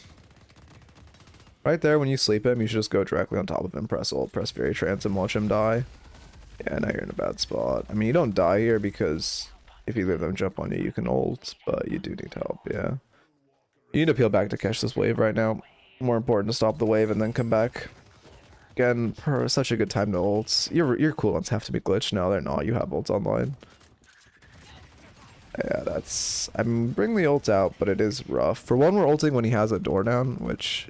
Or like when we see him have a door down, which is rough. But for 2... We're ulting, you know, again, as he's like getting away from us and at the edge of the hitbox, and not when we're like on top of him or we sleep and go on top of him. I've been like tweaking recently, it's weird. Your guy does catch wave, that's good. Well, there was a timer before that dynamo got there, because your dynamo was also rotating over, where you just catch mid, like stall yourself for like 5-10 seconds, and then come back and kill them both. On my way. Okay. Let me add to your notes. I see 7. Pull back. I don't know. Okay. Soul jar here. Yeah. Oh yeah, Ern got very neutral, damn. They did not have, they were not behind for long. This is, I mean, like right now, I don't know, it's a fine fight. Let me get your map on though. But it's only your Vindictus splitting. Your mid's about to crash, but you're close enough that someone can grab it. Unless Drifter just doesn't shove mid. Yeah, I guess he's not shoving mid. That is why you, if you're going to early before, you have a lot of duration on the stun on your Abrams ult. If you're going to ult into the enemy team, have your dash online, because holy shit, after that ult, he had a free fucking triple dash. If he had dash up, he would have just solo won that fight with a 3-man dash into a heavy melee. And I'm assuming he has enough points into dash. Yeah, into a heavy melee, he could go golden. Yeah, your team needs to help you. I'd use Mike. Like, I mean, again, I'm hypocritical and saying I use Mike because I, you know, actually don't.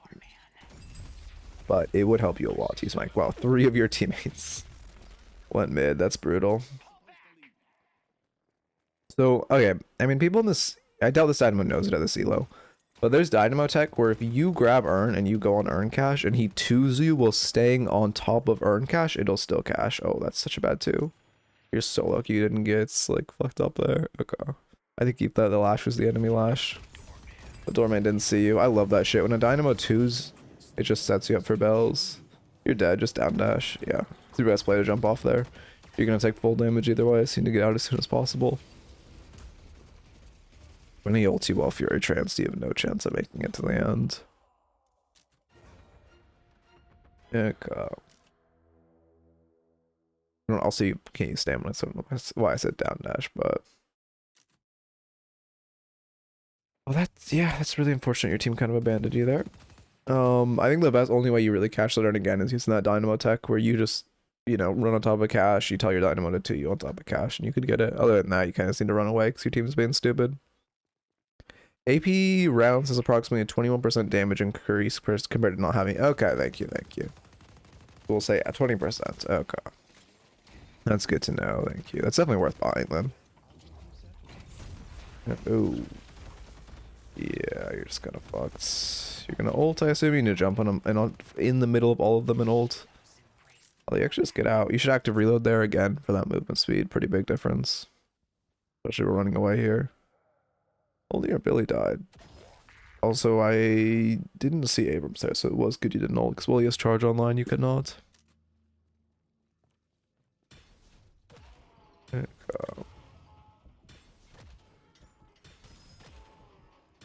We went Spirit Resilience. I don't like Spirit Resilience Rush at all. In general, on characters with like, okay, Spirit Resilience is generally loses a lot of value on like, you know, backline carries because of the lower HP pool. Not to say you shouldn't buy it on Haze, but you definitely shouldn't rush it this early on Haze because it is losing a lot of value. Again, I've been talking to Highdocker a lot about this, but he just straight up doesn't buy Spirit Resilience and will only go counterspell for defense. Because your HP pool and Ivy's HP pool is high. Well, actually, I shouldn't say this with 100% confidence. But I'm pretty sure that Ivy's HP pool is higher than Haze's. So you are still working with, you know, not very much. Ooh, we missed the active reload. It's unfortunate. He has played it already. Fucking creature type shit. Tell people there's no map. Billy died alone. Yeah. Well, I mean, yeah. I mean, also when there's 3 jumping in your jungle, you could, or in their jungle, you could ping to like push other lanes. I didn't see the exact. I mean, I saw when you typed it after he died. I assume you were replying to them like shit talking. It's still an approximation assumption, since we don't know what's being given priority by the game. That's my best possible guess. Yeah, I'll just go with like around 20% damage increase. I mean, it's I think the best way we're getting it. It's crazy that's how that interaction works though, because you would think it'd be an on hit. I mean, it is an on hit, but I just don't know why the fuck Plata doesn't block it. I guess it only has a chance to block it, so, but then there's still higher damage. I mean, he is living with that fucking plated. But like, I mean, I guess he's lucky the 2 gun carries are on him and the support. Steinmo really loves those early 2s. Here go. Proof spirits, escalating resilience. We're in a good spot. I mean, we're very defensive though. It's like very, very defensive itemization. Having you're at like what, your 20 is your 21k spike being double resistances of escalating resilience and spirit, or escalating resilience and spirit resilience. It's not good. Maybe if they're hard gun, you could go escalating resilience, and they're hard spirit. So like, again, I think spirit resilience is good this game, but it should come out after, like, you know, depending what angle you want to go with, either silence wave for your solo catch or like ricochet if you want to go for like an old like AoE ult build. APR also makes the bullets unavoidable, which I think takes priority over the 30% chance of negating bullet through plated. Okay, so I guess plated is just counted as like evasion chance then. That's interesting. I guess that makes sense they coded it like that. I'm surprised. Oh, APR, yep. You're chasing really deep. I mean, I know you want this kill, but the chance of you killing him isn't crazy high, and now, yeah, you're just gonna die because you're in the middle of the whole enemy team.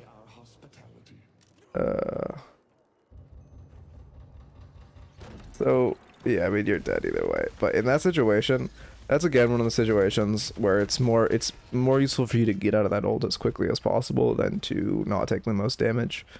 Because if you're stuck in there forever, you give them time to set up. So again, you just want to, where the fuck is it? There, it's okay. It's gonna be a long jog. You just want to down dash though. You just want to jump off the edge and down dash. I don't, you know, I was gonna exemplify it, but I'm sure you guys don't need to see what that looks like. And but also that was a very bad overchase where we really like honed in on the Abrams without looking at a map at all. You should always be, you should always be like paying attention to where the enemies are, and especially when you're chasing into Fog of War, paying attention to how many enemies are on map.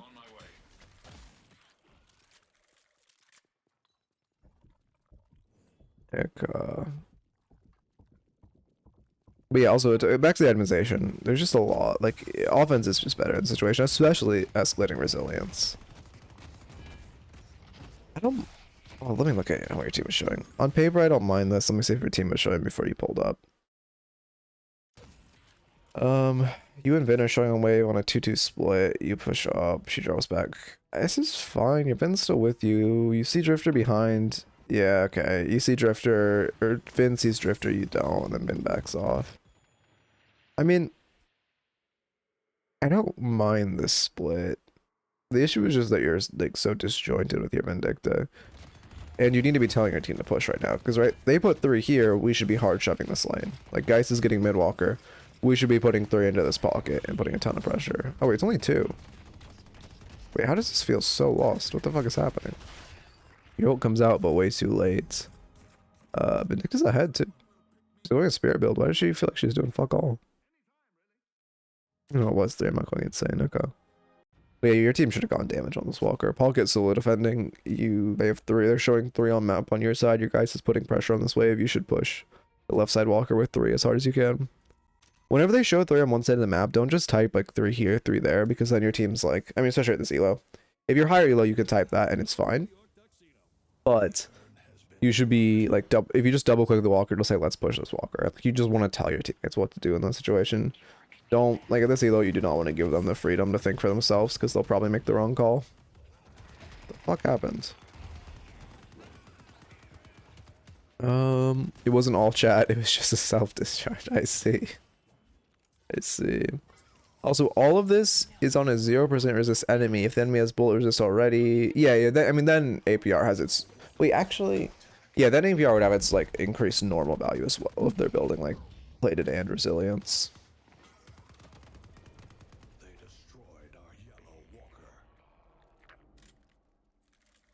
And they should go mid, will they? I don't know. You should hard shove mid here. They're showing a lot. I would hard shove this wave and then run the fuck away. It's your only chance of saving Walker.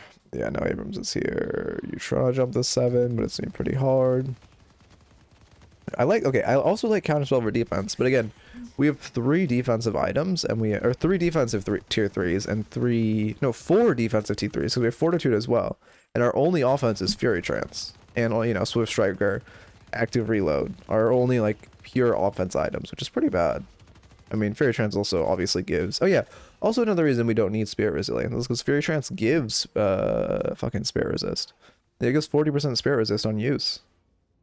We do not need to have, like, you know, tripled up on that Spirit, or doubled up on the Spirit Resist. I'm saying tripled because of the extra 25%.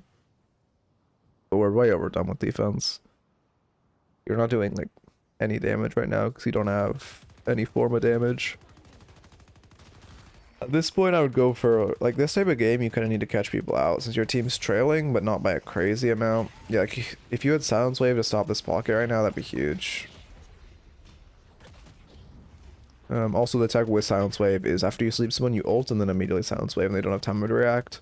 Because by the time your ult starts shooting, the time, like, the cast time on Silence Wave is lower than the wake up time off your Sleep Dagger.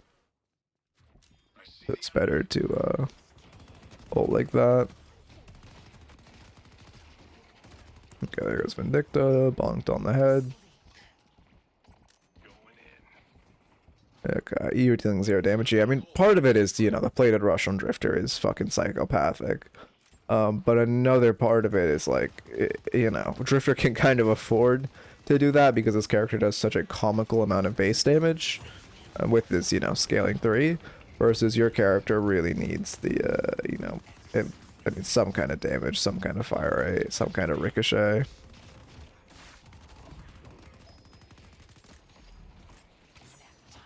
Cause like Drifter is still doing fucking damage even though he's plated. But also, to be fair, you have more defensive souls.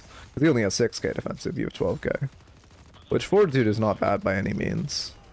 I don't even mind counters. Well, how much value is counterspell putting in? Amazing into Doorman, good into 7, okay into Drifter.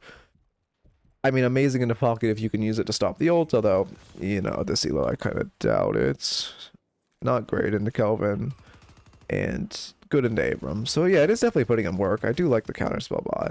I would just put that 6k that you put into Spirit Resilience and Escalating Resilience into like, I mean, you could go Siphon Bullets if you want to do a Siphon Rush. You could go Ricochet if you want to do more of an old team fight build. You could go Curse if you want to go single target lockdown. You could go Silence Wave if you wanted to play for your ult, but not completely commit like a Curse. Then you could put the other 3k towards, I don't know, more like Burst Fire or something for pure fire rate off the back of your ult. You have a lot of options of how to, like, you know, spec Haze offensively. That's why we are gonna get a T4 though. I'm, you know, like I said, I would assume.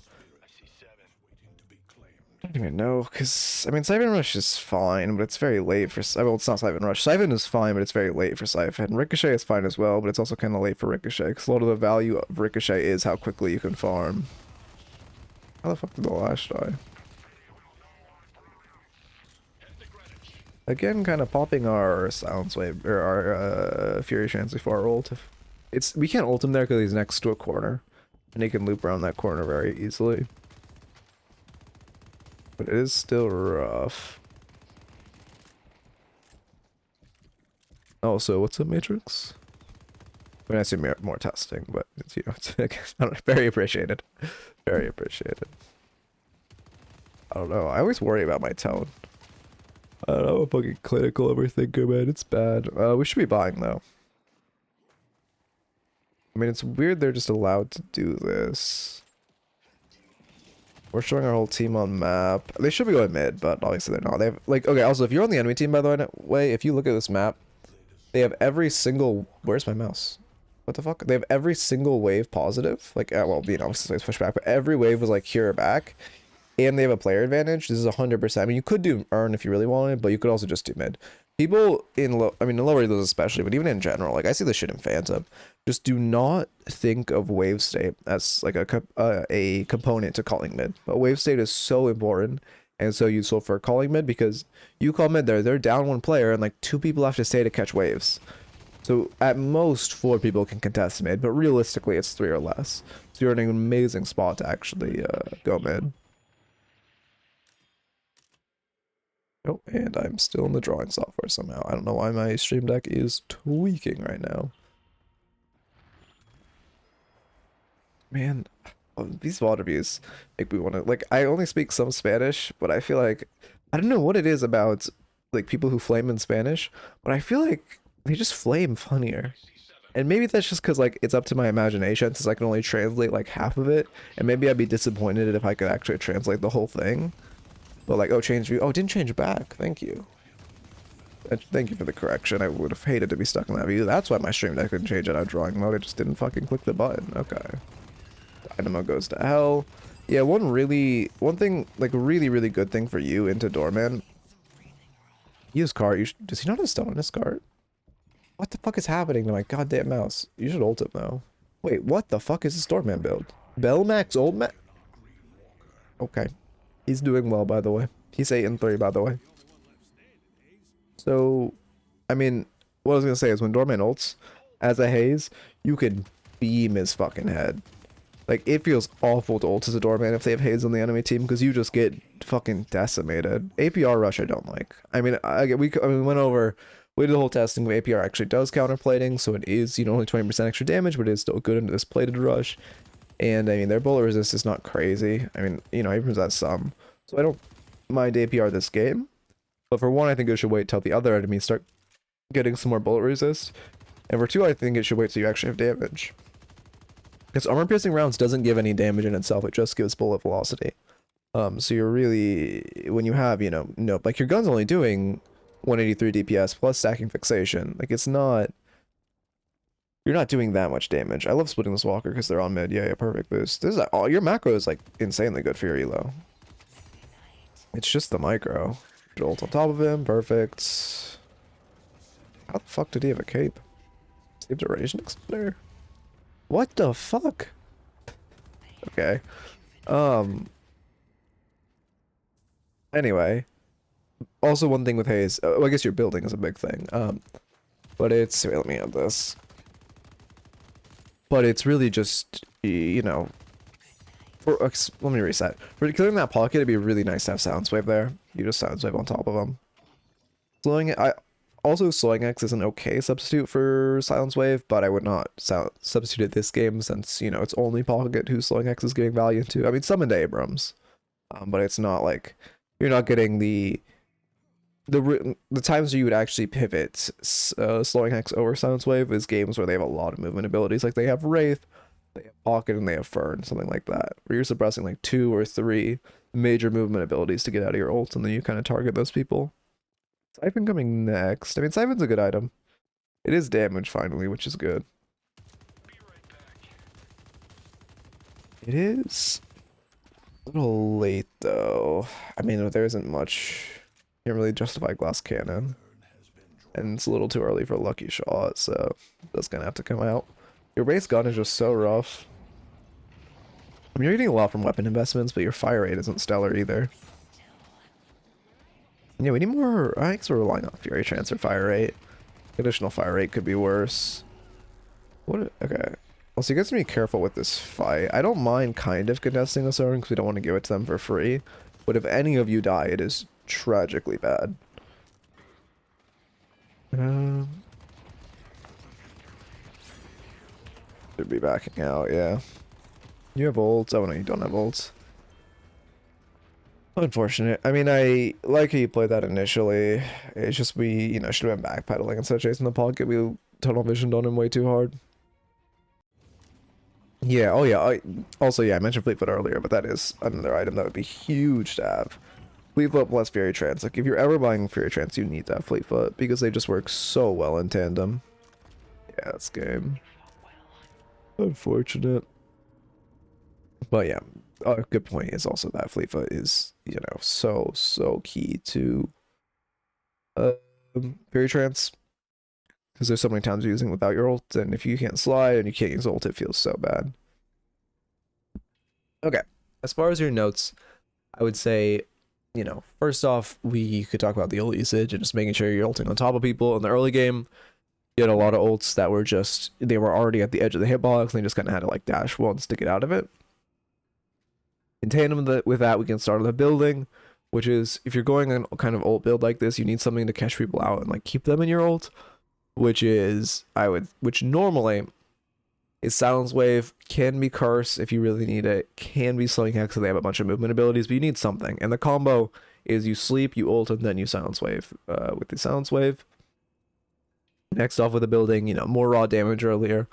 Less defense. I also don't know if we used Counterspell once that entire game, even though we bought it. I might have missed it, but we definitely didn't use it enough, considering I never saw us use it. Would have been great to be using. It is, you know, significance. Significance at the very least. A good defense, especially where we're getting jumped.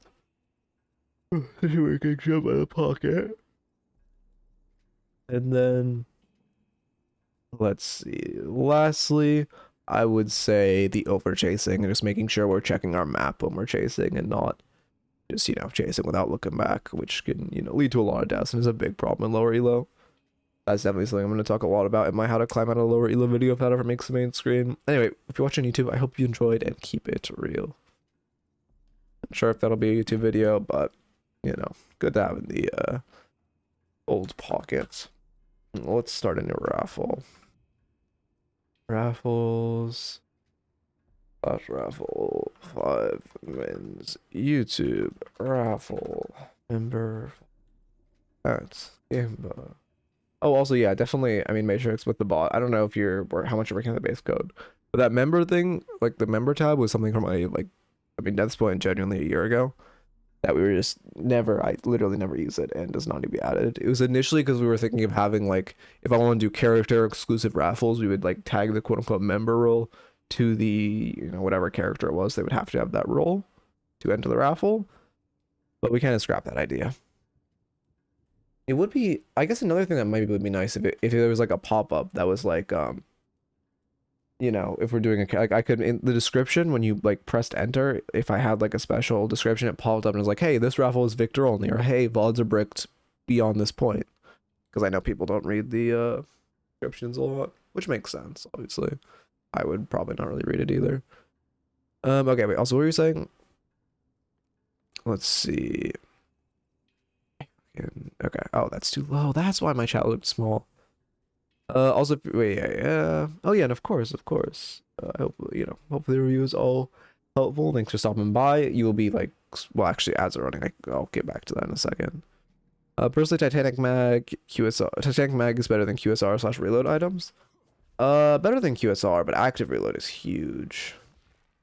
Like for the movement speed and bullet lifesteal and all that. Too bad I don't have any games raffle that aren't stomps. Hopefully they're used stomping. What are you at right now? Like E or not E? Ascendant 2? Ascendant 3? I think we're getting close to Eternus. Nick,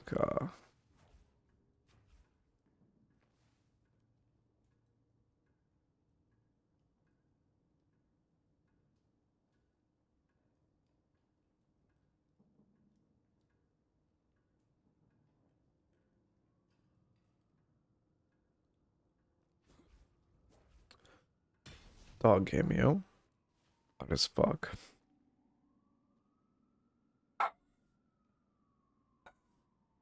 Like, it's weird because part of me is like, I mean, obviously I'm really excited for Silk Song. Another part of me, like, I feel like I'm gonna play a decent chunk of Deadlock today too. I'm like full Deadlock build right now. Game is just like, I love this game so much, genuinely. I'm sure it'll get stale again in like 2 months. We haven't seen a major update, but like, and when the game's actually being updated, it feels so fucking amazing. Hopefully they also nerf Drifter. Because like, please, for the love of God, I can beat a Fed Victor. I can't beat a Fed Drifter. Heck,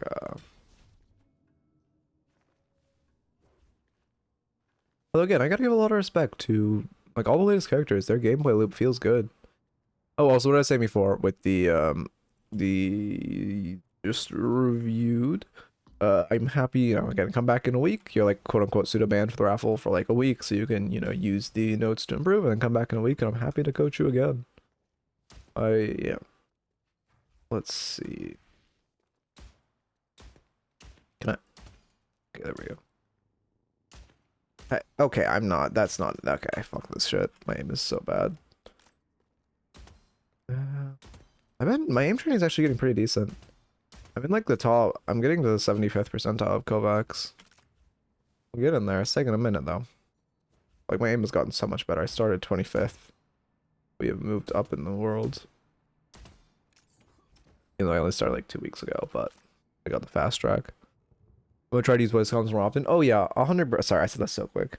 100% if you have the ability to voice comm. Obviously, some people can't. Again, I kind of don't, even though I was like, yeah, I'm kind of hypocritical in recommending it. But it is a huge advantage to use voice comms. I want to make a how to calm guide too. That's on my radar because people calm so wrong.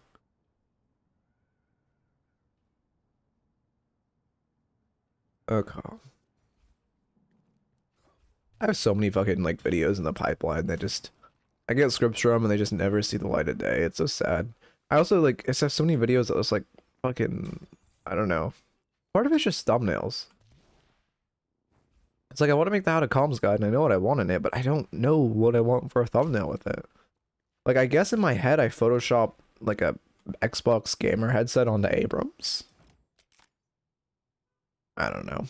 I should get my fucking girlfriend to draw it or something. I'm gonna overwork her. I have so many like videos I want to get running, or not like videos, but you know what I'm saying, like fucking scripts I have written out and videos I have like relatively fleshed out because I've just been thinking about them for so long. Am I in the right scene? I am. Okay, page review. Wait, is this high? Didn't well, it starts with an H. It's probably not high because I just reviewed high. Okay. Only problem is Brazilians call me gringo. I see. Yeah. Yeah. I've heard like playing on mix server is rough. Okay. Fuck man.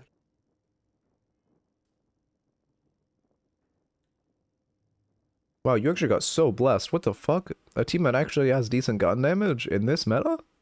I never. What the fuck? Okay. Let me get Ritualist off screen. What rank are we reviewing? Oh, Seeker, okay. And then, yeah, I think we're golden. Oh, I should do the Woohoojin thing. I don't know how many of you guys watch Woohoojin, but I could 100% make like a this video will get you out of Seeker video. Guaranteed. You can like redeem for free coaching. 100% I could do that. There we go.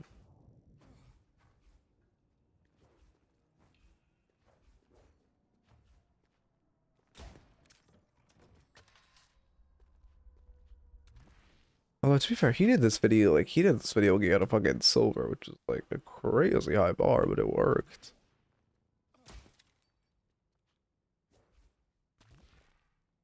Okay. I guess the equivalent in this game would be like, this video will get you out of Ritualist and Emissary. Could I make that video? In a month? No, not in a MOBA. In a fucking FPS, you could do that shit. Not in a MOBA. MOBA would have to be like, this will get you into Ritualist.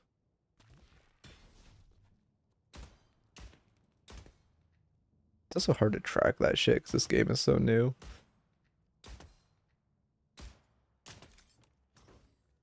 Oh, replay's probably downloaded by now.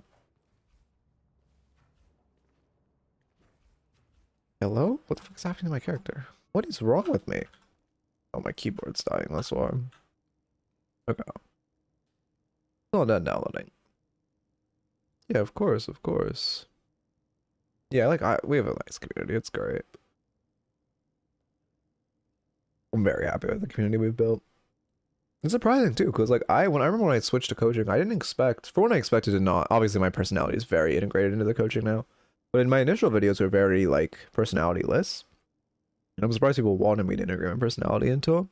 And then secondly, I also when switching to coaching, I did not expect to build like an actually good community. I thought it would be, I mean, to be fair, you know, I thought it would be more, you know, I think it's just everything type of community, because it's not, you know, it's just coaching. But like, it ended up being really good.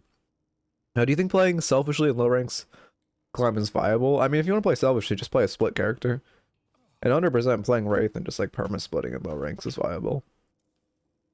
Okay, there we go. Start recording. Fuck, my voice is starting to burn out. God damn it. Slash marker.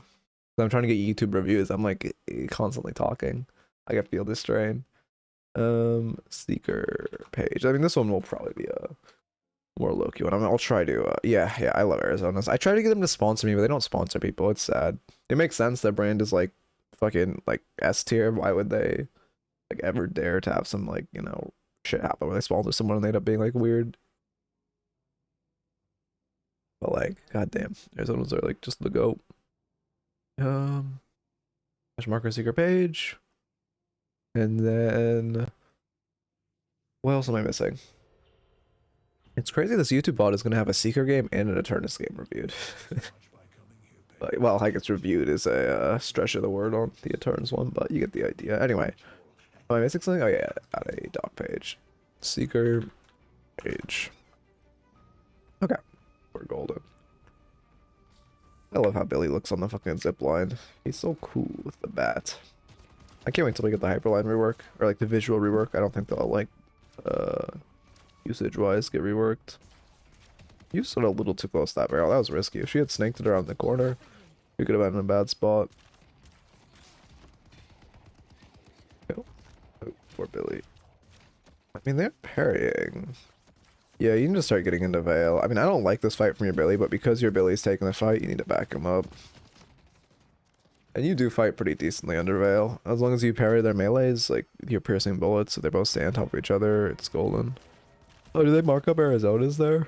Although I guess the... Wait, actually, I never thought about that. I mean, I'm assuming you're in another country since you're on South American servers, but like... Do they...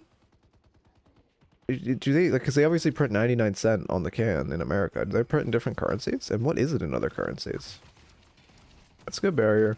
I mean, Paige Billy is a great lane. This is like, you know, a very, very ideal lane.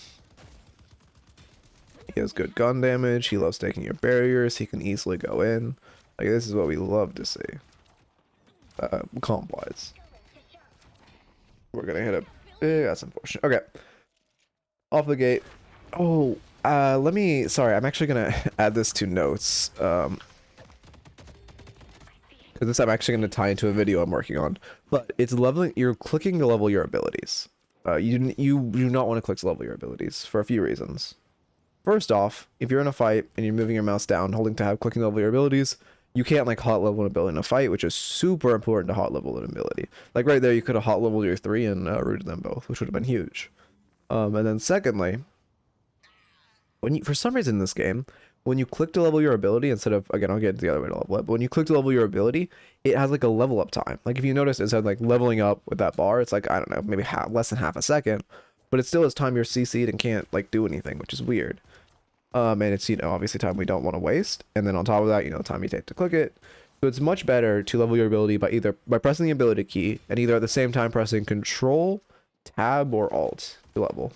Then you won't have the stun time and you can level it mid-fight. It's a habit you like want to get into. For sure.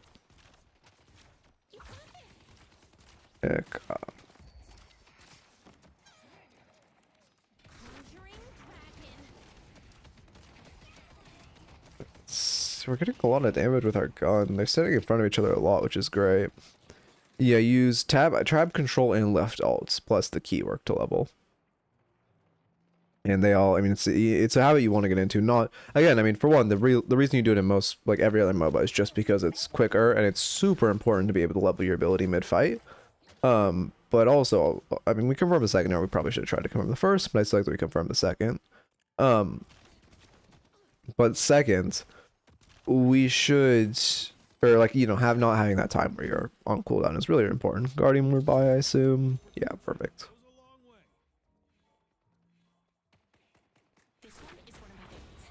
I didn't use alt. I didn't realize there. Wait, I use alt. I didn't realize there are other buttons. Yeah, it's. Yeah, I don't know. Yeah, they just gonna let you do everything. I mean, it's nice. I think, what do I use? I actually don't know what I use. I think it's just muscle memory. It might be tab.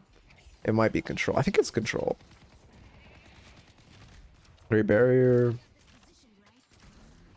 Ooh, and your Billy's going sicko mode. Good melee. Tab works well. Yeah, I mean it's all just preference. I don't think any of them are better or worse than the other ones. I mean, I guess.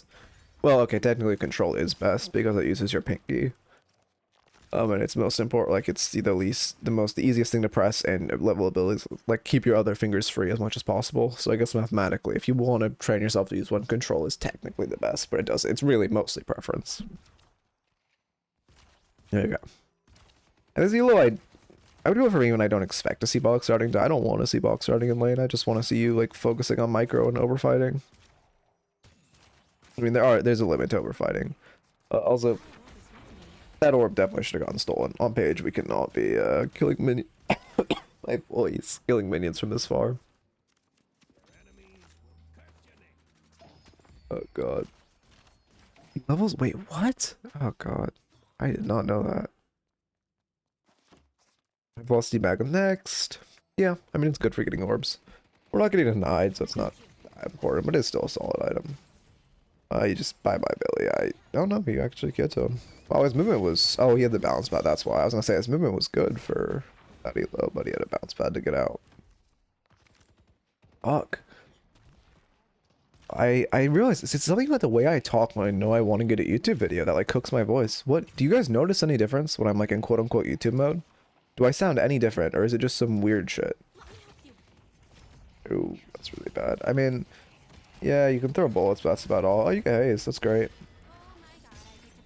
Great route. No, she just had crack shot on CD. You sound different on the intro. Oh, interesting. Yeah, I guess because I know when I'm when the YouTube video will start. I'm like trying to force like a catching moment. But then I go normal? I wonder why. I don't really think this will be a video, but the other one was very like video pilled, except for the start where I like grief 50 times, but we'll set it that. Smile. Yeah, that's good. Why is he won? Okay, I mean, good ult. Came out a little late, but good ult. I mean, really. Okay, there's so many things there. Okay, I like the ult, first off. That is good. You get kills off of it. Great. Oh, that sucks. Oh, you have to barrier him. Unfortunate. So, I would try to parry tower, just a little late. The one thing, I used to struggle with the parry tower too when I started playing this game. Basically the way you slide and then parry it is you press control and then parry. You like cancel your dash with a slide and then you can parry. But if you try to like parry while you're sliding, actually I don't know if they patched this. I think that's what got griefed you. But before, and I think what happened to you now is you tried to parry while you were sliding, and it just causes you to kind of like get meleeed. Well, you want to be using, if you're ever sliding a tower's range, you want to control before you're in range to parry. Oh, but also secondly, so okay, first off, that was a good ult. Secondly, what the fuck happened with Billy? Why did he stay in the Hazel, and how did he win versus the Hazel? And then thirdly, the second we see Billy staying in that ult for whatever reason, or really when we get out of that ult and we see she's ulting, Billy's next to her, we want to turn around and immediately ult. We were a little late with our ults. I also don't think this holiday knows that you can melee to its break barrels. Charge, spirits, fair enough. I don't love charge, but it's not bad by any means. I know pages like it. But I think, as much as I hate to say this, trust me, you guys know I hate to say this, but I do think early, if you want to go damage, split shot outclasses charge. As someone, do not play the gun page build, do not play the split shot page build. That build is dog shit. But going like a support build and getting split shot early is not terrible. Like, I think it's Piggy's build that does that. That's not bad. Going full gun page, I mean, if you're having fun, have fun. I'm not here to stop you. I play fucking Birdmax Talon, right? But like, you know, if you're trying to win, don't fucking play that build. Okay. Seeker is powerful elo? Yeah. It's honestly, I mean, it's a good sign as someone like it. Okay, I coach so few Seekers, but it's like, you'll climb out so quickly. If you're coming to coaching content while you're in Seeker, like, your ass is gonna fucking climb, unironically. Because you're already, like, starting you playing this game with the right mentality, which is something a lot of motherfuckers don't. Which is, like, you know, looking for educational content and looking to improve and analyze your own mistakes. I mean, yeah, good barrier.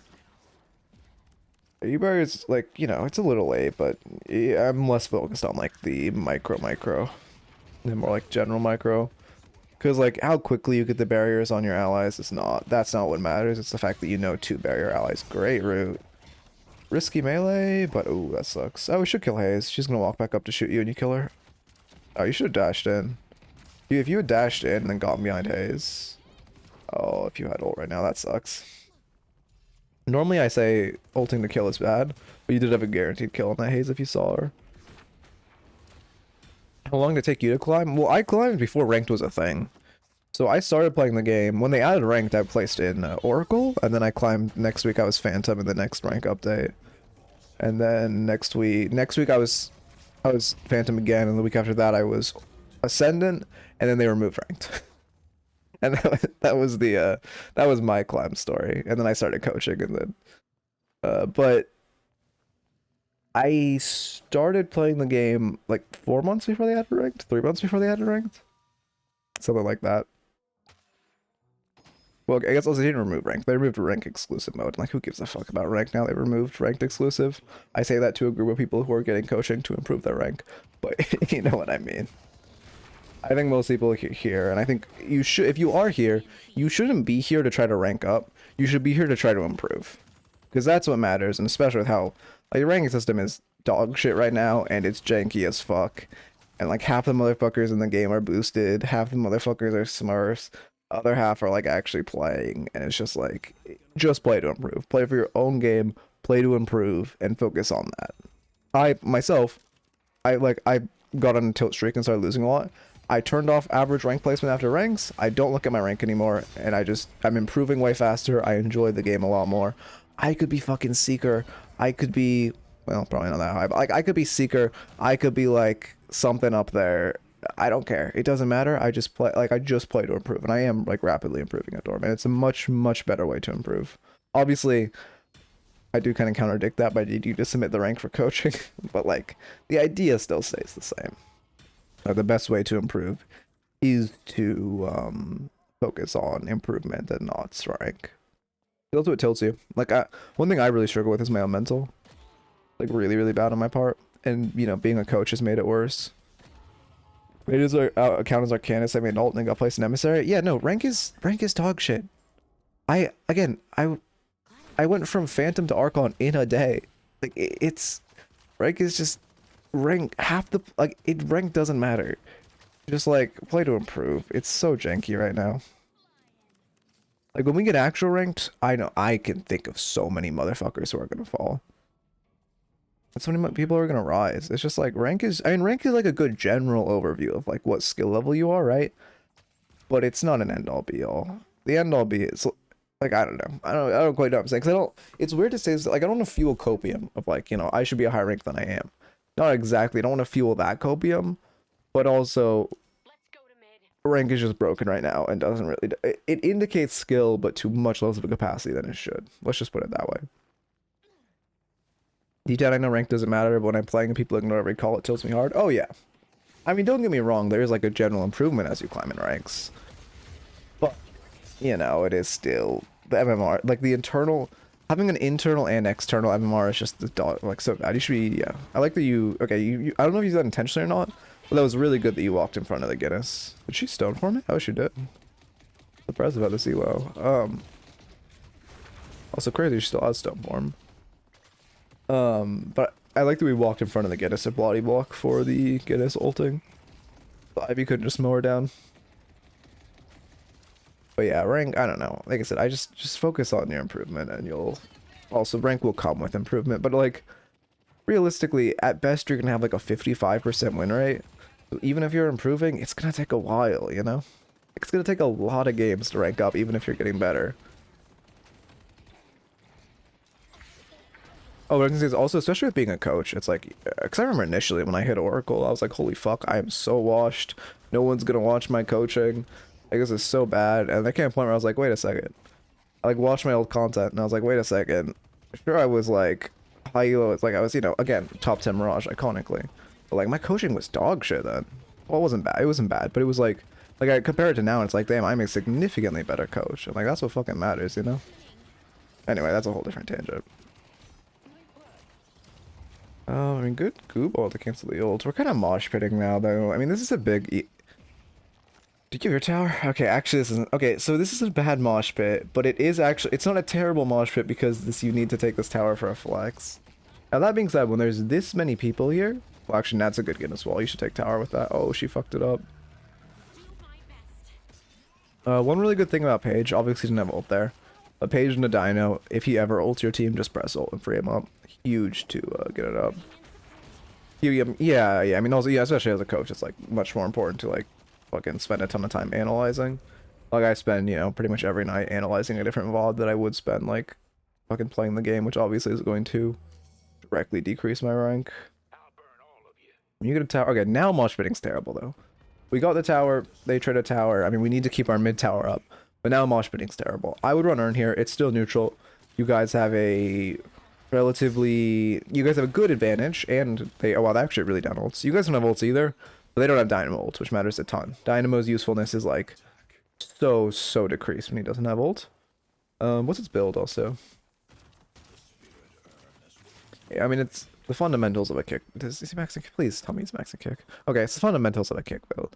Maybe not quite where it should be, but it's the fundamentals. Okay. So like right now, grabbing Urn would be huge. I don't expect to have the elo though. Wait, actually it is on their side. Barely, right?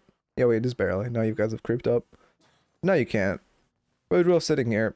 At this elo, I don't even expect you to respond to Bridgewell spawning. But if you're walking my bridge, you should know the value of bridge buffs, and you should be grabbing them whenever you walk past them and just have an awareness towards them. Let's see. But like overall, I mean, I would say you're mostly what I'm seeing necessary is like macro improvements, or not macro, micro improvements. But like in lane, you'd say you played lane pretty well. We just, our shields always came out like maybe a second later than they should, or 2 seconds later than they should, which will just come with time. So right now, this is just one of those VODs where the biggest thing I'm seeing is you need to play the game more than anything else. Inefficient movement there. Your ability comes. Okay, this is a small thing. But when you're coming off zip, I think you. Oh, okay. This is something people don't know. This is worthwhile to talk about if you're lower elo. Which actually I should add this to my lower elo thing. Oh, we already have it on here. But you jump to get off the zip. What people know is if you use control to get off the zip, you preserve all of your zipline momentum. So it's much better to use control to get off the zip instead of just jumping. Let me show you how it's done. Yeah,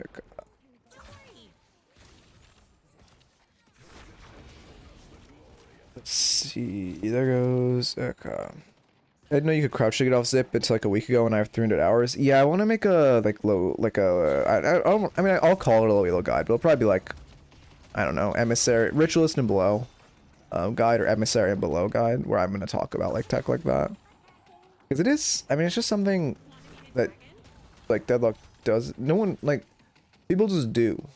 You know what I mean? No one talks about it. Deadlock doesn't tell you, and no one talks about it. It's just something people do. It's kind of like this weird spot where, like, if you didn't play the game when people were learning tech like that, no one talks about it. And obviously, I mean, you can. I think the way most people figure out is like they ask. You know, they see someone do it, and they're like, "Oh, how did he move like that?" And then they like figure it out. Holy shit, Calico moment. I mean, yeah, you could bury, you can't get dove. Did she melee you? She must have, right? No. Wait. Okay, she did. She light melee'd you. That's still insane, though. Yeah, they get tower. I mean, good try to stall. Glad you're getting hit by those barrels. Yeah, not a bad cube. Yeah, what's our build? I mean, our build's looking fine. It's nothing stellar, but it's not bad. Heroic ore is a good item.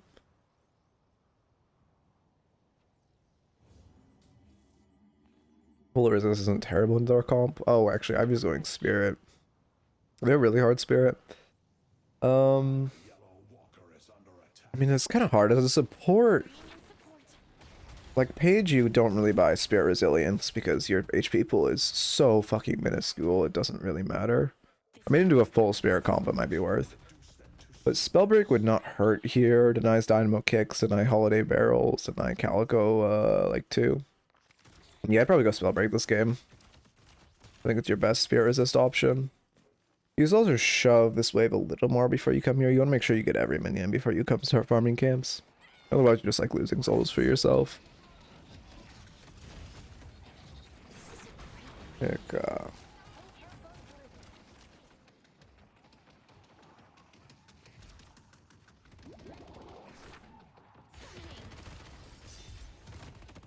goes Haze in the fucking merry-go-round. I mean, okay, we're 20 minutes in. Ideal call is mid right now. Obviously, don't expect that at the elo. Brute forcing mid is fine. We're very mosh pitty mid, but at this elo, I kind of like to see it more. Even though it is like objectively not the best play, and you should be, you know, farming more, or like getting individual waves. Even though you are Paige, or your team should be getting more individual waves.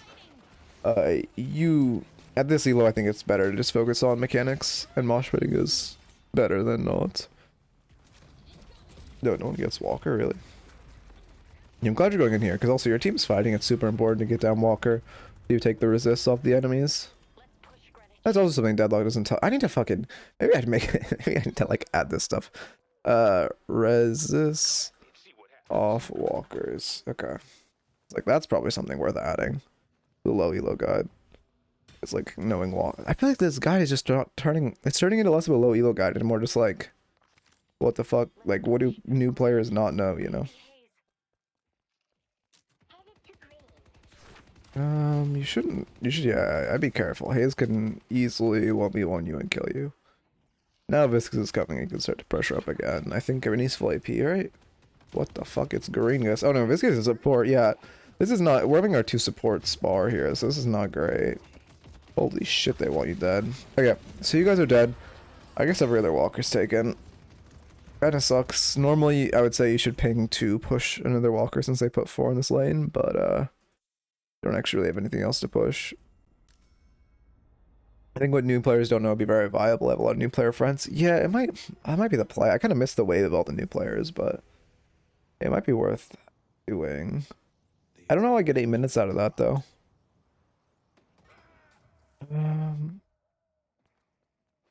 Hey, finally able to log in. Hey, yeah, no worries. Yeah. Happy to hear any thoughts you as well. We may need maybe a little yeah, I saw Deathy had a video like that. I watched the first 2 tips and I was like, okay, this is not a video for like me. And I didn't end up finishing it. But I mean, it seems solid. It's just, you know, obviously when he's talking about like, I can't remember what he was talking about. Oh, how you can like, you should parry towers. I was like, okay, this video is not, it is, you know, not, this is not directed at me. Yeah, my VODs, so they all save to Twitch after I finish, or like tonight, this VOD will come up on YouTube. If you exclamation point VODs, there's the VODs channel on YouTube. But also, the whole Twitch VOD will be here for like 2 weeks. And YouTube VOD will be here forever. Good rescue beam. We're going, yeah, I mean, what's the angle of our build? I kind of like, I mean, it's weird. This is another thing, when your team, like, realistically, your Viscous should be going full AP and not support, right? But because your Viscous is choosing to go full support, you don't need to go, like, completely support. Should be parrying her when she melees again. A good cube. But you should probably start leading a little more, like, you know, you don't, I mean, DV is obviously amazing, or sorry, I should say the full item names too. Divine Barrier is obviously super important, and we do want Divine Barrier. But we probably don't want like a rescue beam and such. And I mean, yeah, I like Vortex Whip, and you kind of go more spirit for damage. And I like Heroic Aura because it's good offensive, defensive item. Oh yeah, wasn't paying enough attention to the ults. I mean, okay, right now let's look at game state. We're up 4K, we're up 1 flex. I mean, buffs are up, mid is up, earn is up. I would go buffs here. I mean, first step is you should grab the buffs. I don't do one-on-one paid coaching. I mean, I've considered doing like off-stream coaching, like one-on-one paid off-stream coaching. It might come later, but we'll see. Part of me, I really like keeping all of it free. But if I do want to keep leaning more towards this or my main job, that you know, a step in that would be subsidizing. Is that how you use the word subsidizing income? It feels right, but I'm actually not 100% sure. But it would be like, you know, increasing the income as much as possible. So that maybe would come later. But yeah, I mean, maybe on like weekends I'd do it. Going rate is 30 an hour, so it'd be that. But I don't know. I'm kind of like, I also don't, like with my, I don't know. We'll see. Oh, that's a fat item ults. Luckily nothing here to follow up. Okay, we have ults. I like that 3. He 2's up though. Good use in tandem with the Guinness wall though. But yeah, it's like, yeah, I don't know. It's on my radar. And it's something I'm thinking about. But I do really like doing all free coaching. We'll see. I guess if the channel starts slowing down again, I might start doing that. I guess that's the angle. But I would love to just do everything free. But also, I've done one-on-one coaching before, and it is pretty significantly better.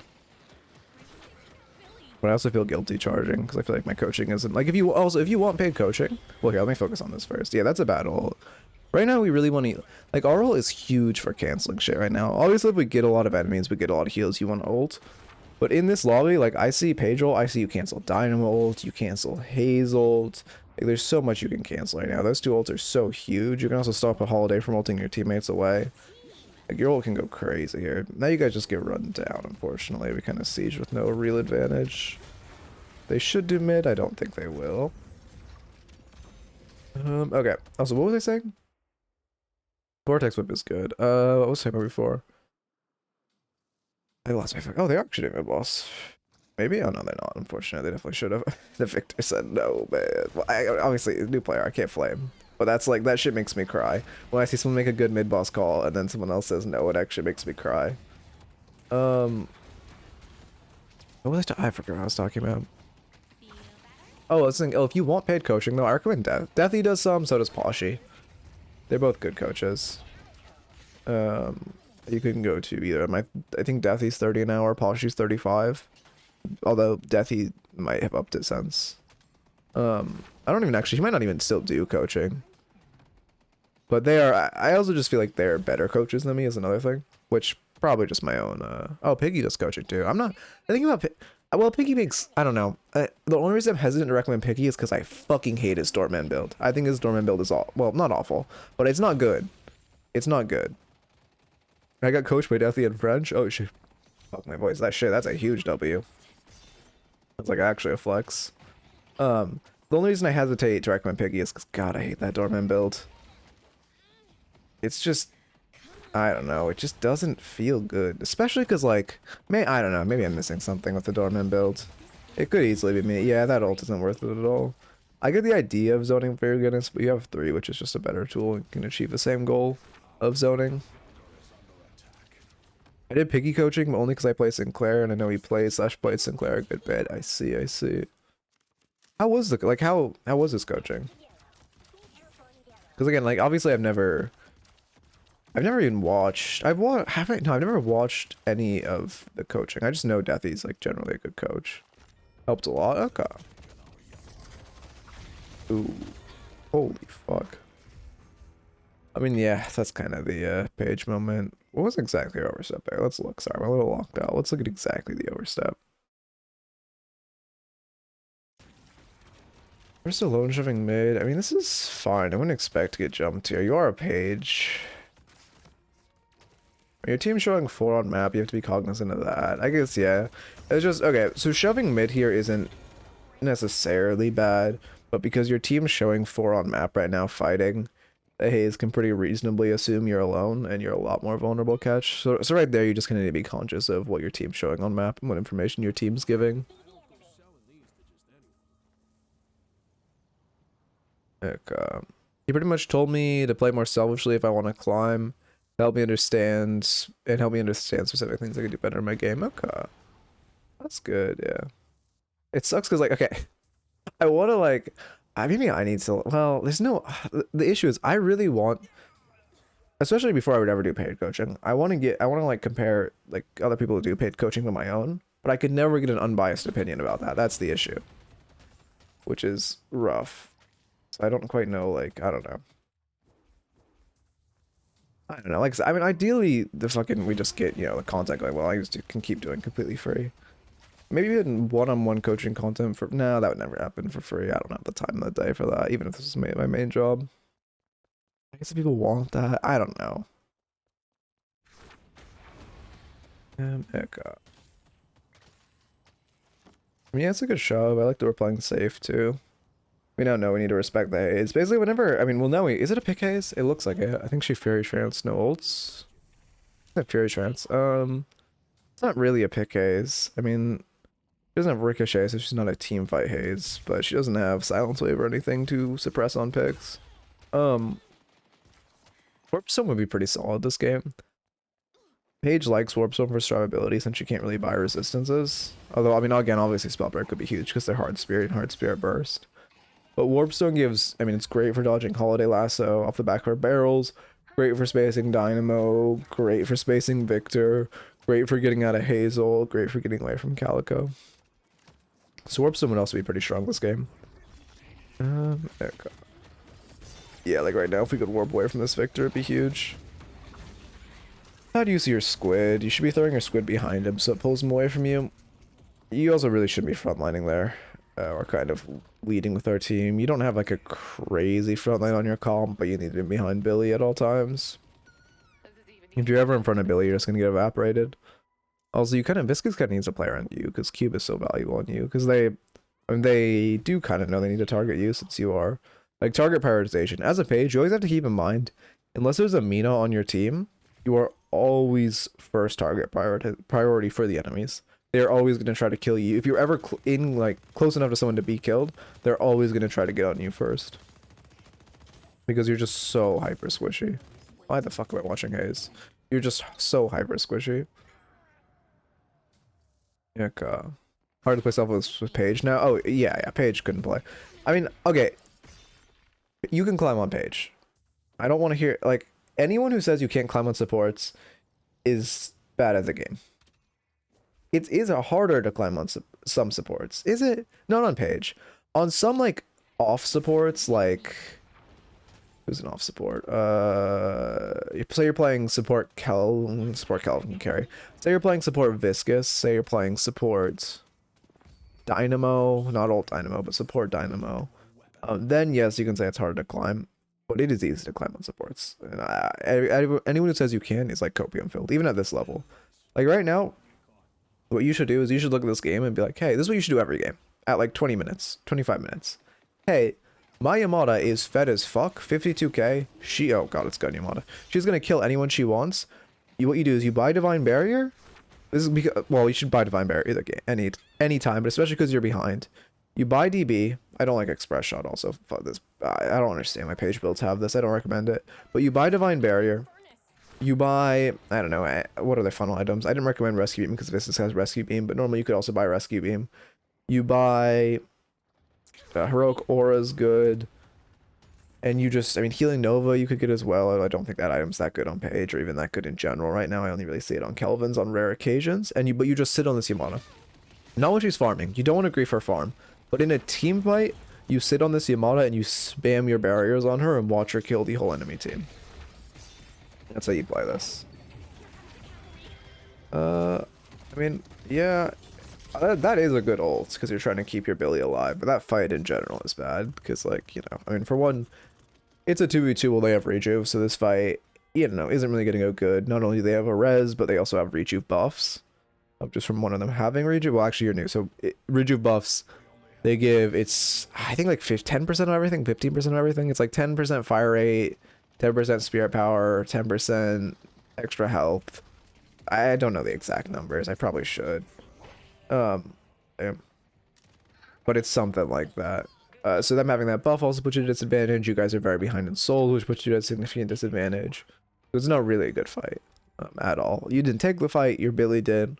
But you should be ready to get out and just trying to like peel for him and spam pinging retreat there. And also, on top of that, there's 4 people pushing into your base who can come behind you if for some miracle you manage to win the fight. So you never stand a chance at it actually being better than neutral. The chance of it being neutral is like, you know, less than like 5%. Poor Viscous. Oh, that's good, but you're alive, what the fuck? I mean, that was, yeah, I guess there's not much you could do there. But that was interesting. Okay. As far as your notes, I mean, first off, you know, again, super, super important. Oh, you were here for the start of this, so this will be good to repeat. Don't click to level your abilities. Use Control, Alt, or Tab plus your ability key to level them. Significantly better. Make sure you are thinking about bridge buffs. This elo. Sorry, the hiccups. At this elo, I don't expect you to even react to bridge buffs, and I definitely don't expect you to like know bridge buff timings and be on bridge buffs before they spawn. But if you're walking by bridge, you're walking by a bridge buff, you should be grabbing it. You should be looking at your map, and you should see, oh hey, this bridge buff's up. Bridge buffs are super, super strong. Let's go grab it. Like, we're next to it, let's go grab it. So you should be valuing bridge buffs more. What else is there? I think in lane, I mean, generally I play our lane fine. Lane wise, I mean, you mentioned this before, you said your lane was good. I think your lane was really solid. There were definitely like mechanical issues that I think you just need more hours in the game to solve, but your thought process was fine on everything, which was good. And then out of lane, a little bit of mosh pitting, but I think that's fine at this, elo, is just to mosh pit. And just to, because right now, like, as a Seeker player, you're just trying to improve your mechanics. Until, like, Alchemist is the rank above Seeker, right? I should know this on top of the dome. I think it's Alchemist. No, Arcanist and Alchemist. So until Alchemist, you want to just be focusing on your mechanics. So although mosh pitting isn't good, I think it's a good way to improve your mechanics. Next, ult usage. Our ults were, I don't think we had any good ults that game. Biggest use of our ult this game, canceling Dynamo ult, canceling Haze ult. Good use of our ult on top of that. Arcanist is the one before Ritualist? Oh, are you right? Oh, it's Alchemist and then Arcanist. Yeah, you're right. Alright, I fucking hate the ranks in this game. I've been coaching for a year and I still don't have them straight. But we should be so you know, trying to use it to cancel the enemy ult, and then on top of that, we can also use our ult if you know you see generally on Paige, this is a rough guide as someone who doesn't play much Paige. An okay ult is hitting 3 people, including your teammates, 3 enemies or teammates in any combination. A good ult is hitting 4 or more, but you don't want to be ulting unless you are hitting 3 or more, or getting a guaranteed kill, or saving a guaranteed life. But unless you're canceling an ult, getting a guaranteed kill, getting guaranteed life, you want to be trying to ult 3 or more people at all times. So if you see a few people grouped, especially those teammates, throw that ult. I mostly play with my alchemist / arcanist friends, but this game was solo. I didn't realize the ult cancels so much. That's good info. Oh yeah, the stun on the ult is huge. That's like I mean, obviously the heal on your teammates is huge as well, but the like massive stun is super good for canceling key abilities. I'm trying to think of what other characters I mean, it's mostly Dynamo's the huge one, right? Canceling Dynamo ults. But any type of channel ability is huge. Oh, also Nocturne in general is a good item. I think if you want like just something OP, buy Knockdown every game. You'll learn games to buy it and not buy it, but Knockdown is OP. People don't buy it at all in low elo. Super huge item. You can use it to cancel 7 ult. You can use it to cancel Lash ult. Well, you have to throw before Lash ults to actually cancel Lash ult. But you use it to cancel 7 ult. You can use it to cancel Lash ult. You can use it to cancel Dynamo ult. Super huge item nav. You can use it to get Holiday out of the air. You can use it to get to cancel Ivy ult and knock Ivy out of the air. It's just Knockdown in general. Super strong item. If you're playing a support, I would literally buy it every game. Buy it like... You should have it at like 21. Once you have like 21k souls, buy Knockdown around there. Maybe a little before, maybe a little after. Huge item people don't even look at in low elo that is insanely strong. Okay, yeah, I think those are the general notes. Watching YouTube, hope you enjoyed. Keep it real. That has basically no chance of being a YouTube video, but there was some useful shit there. Maybe I do make it. Huh. I think that's a YouTube video actually. I think that's that YouTube video is gonna flop, but it's gonna bring a lot of like, I'll target it specifically at low elo players, like how to climb out of whatever the rank above Seeker is. It'll flop, but it'll bring a lot of newer players to the channel, and then the next day I'll release the new player guide. That's 100% how I'm doing that. Abilities, and then what else did I say? Oh, I guess also your spacing. It's kind of hard to... Your spacing wasn't terrible, but you never want to be first in line. As a Paige, you're the Switch's character, you're always the first target. You always want to be behind your front line. And yeah, of course, I'm happy to review you. Again, you're like pseudo-banned from raffles for a week. Come back, use that week to apply what I said, and then come back in a week, and I would be happy to coach you again. The delete key is broken again. God damn it.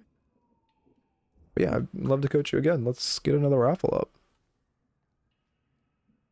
I don't know. I'm in the fucking like groove right now. I thought today I was gonna like want to end because Silk Song came out, but I'm really enjoying coaching today.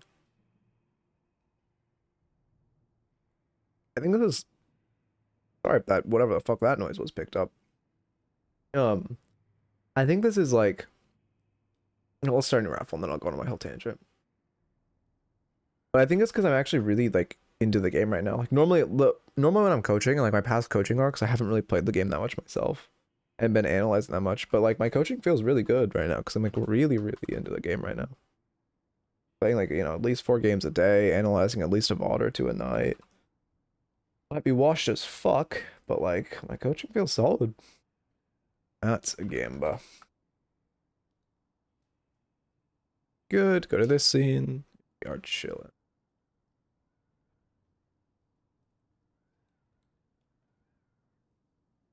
Okay.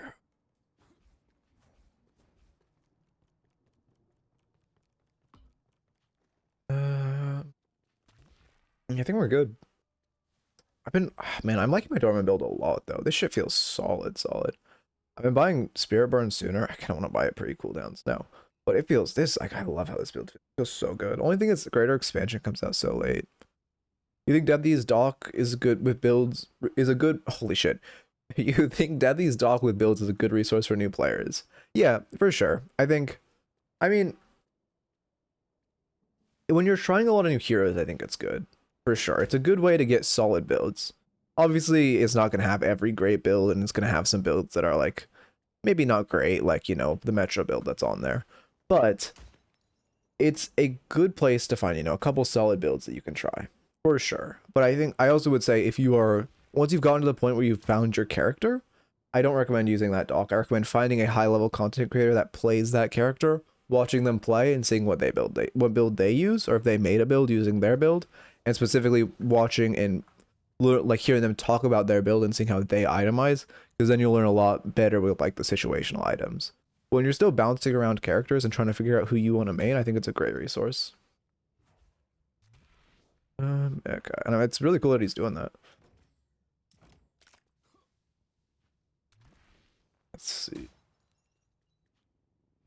Well, whatever. I hope there's more like other Deadlock tournaments too. I love DLNS, but I want to see more like other shit. No Sinclair content creators. I just talked to the E6 guys in the Sinclair channel. Yeah, I guess there really isn't. Sinclair fucking sucks dick. No, you know what you can do? Well, actually, Sinclair wasn't played in DLNS this week. I'm pretty sure Sinclair was played in DLNS last week, though. Figure out who played him in DLNS last week and watch them. And look at their build, like how they built him. But I know, yeah, he was definitely played in DLNS last week. Sinclair is just like, I don't even know. Again, I kind of think, I mean, Sinclair's just, I don't know. He's just there, man. Like I feel like he could be fun, but like making the old Sin character a poke mage was the dumbest choice they ever made.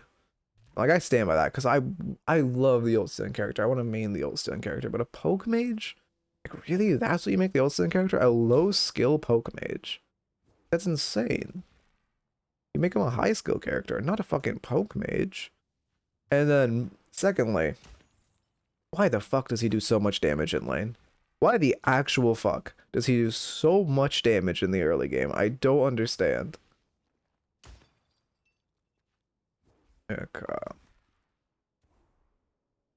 Okay, as far for like my new player tech, did anyone watch Jeffy's video here? His like things Deadlock doesn't teach you. Did anyone watch that? Because it'd be really nice that if I could run this past someone who watched it and know I'm not like hitting any overlap. But I mean, I guess I'll if we don't have anyone here as, I'll watch it myself. But like, I don't know. For some reason, I don't know. I have like a weird ego thing. So like, I guess it's like, I just have a weird ego because like I feel like I'm being talked down to when I watch something I already know, which is so weird.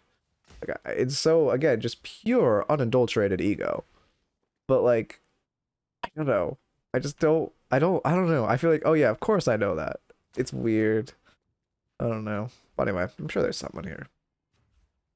Oh, I could just skip around and write down what he wrote or what he said. Anyway, I mean, leveling abilities with clicks is huge. Resist off walkers is definitely something worth mentioning. Control to get off zip lines, definitely worth mentioning. What other just random tech do I know? The little rejuve dot that drops off mid boss. But is that word? That's not. Should new players know that? I guess so. But this is just becoming a thing that the things Deadlock doesn't teach you type video. So no, not rejuve, because that's not valuable for new players. What else is there? Boxes? RLP? Maybe not. I want to make a box rap video too. Can I just record that after this session? You guys want to just hang out while I record like a best box rats video? Maybe I'll do that. I mean, I want to play Silk Song though, but I'm like fucking feeling Deadlock right now. Oh shit, I don't know Wald.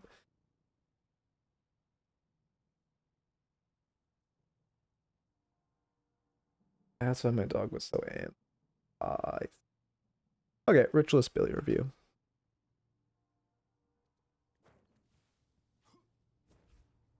Movement. Come on, let me move. Why am I getting no diagonal dashes? Okay. It's this scene. I love the stream deck so much.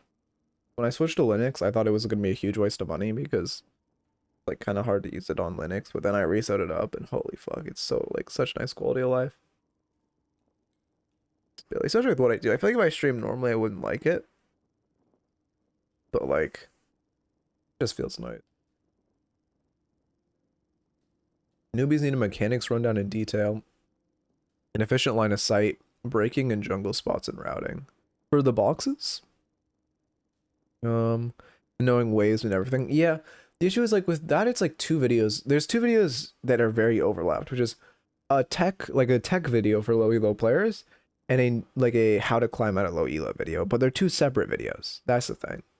And it's really like that's what I was struggling when I was scripting this out. It just constantly felt like two videos fighting over each other.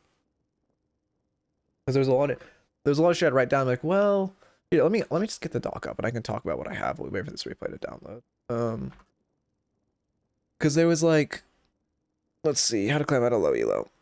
Because I had like mantle sliding I was talking about, but it's like, well, that doesn't really fit, and like, you know, that's more of a tech thing. And then there was, you know, like, let's see, what else? Timers to know, knowing about 8 minutes lottos, knowing when zip boosts come off cooldown, which I believe is like 5:45 or something. That's super important. Like, but again, that's kind of like a tech thing. But also the tech video in and of itself doesn't feel long enough to be a video, but it's too long to fit inside this low elo guide, so it's kind of like, I don't know. On God, I'm a believer in waves over everything. I hate team fighting when a wave is behind us. Oh yeah, I mean, that's important. And I've had my teams doing a lot. Oh, 100%. Because also you're tanking the enemy's wave, which in the late game doesn't matter a crazy amount, but it is something to think about.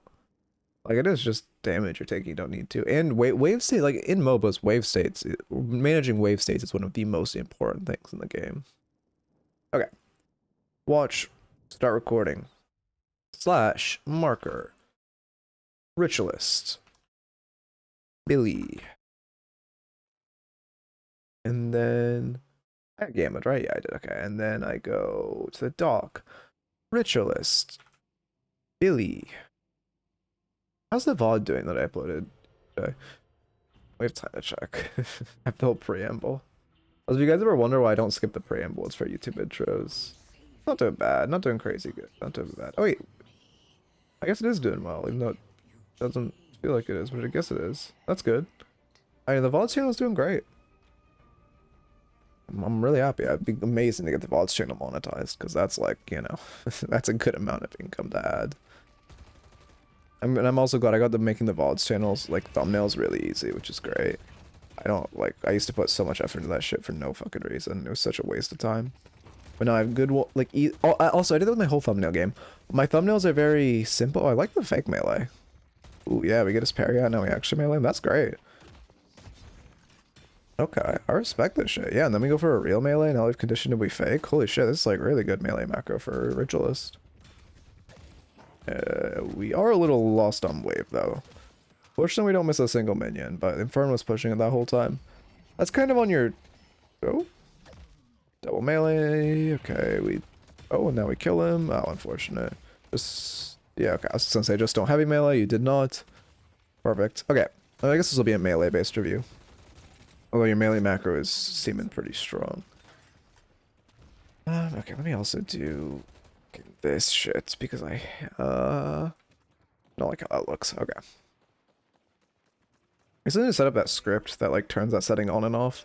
I only like it on Doorman. Every other character, and, I guess Drifter, but every other character. I don't know, I just want a dot on my screen, man. Like, good jump. He'll parry. He doesn't parry. Okay. I mean, at this point, holy shit, you could start looking for, that's important. I mean, I do like melee lifesteal. Well, we really started one. We didn't. I don't like starting one, especially because in that first like skirmish. The first skirmish. I'm saying that word right, but it sounds long. In the first skirmish with the Shiv, we didn't even use R2. Oh no, this is a spirit build, isn't it? Oh no. Okay. First off, this is something okay. Well, I'm not going to talk about the spirit build, whatever, you want to run a spirit build, but this is a mistake I see so often in so many, even high-level players and high-level builds. Great parry. For some reason, like, you're building spirit, so you start, this is not your fault, I'm sure you took some of a build, but like, whoever made this build, they're like, oh, it's a spirit build, I have to start 2, even though objectively 2 is a worse start than 3 or 1.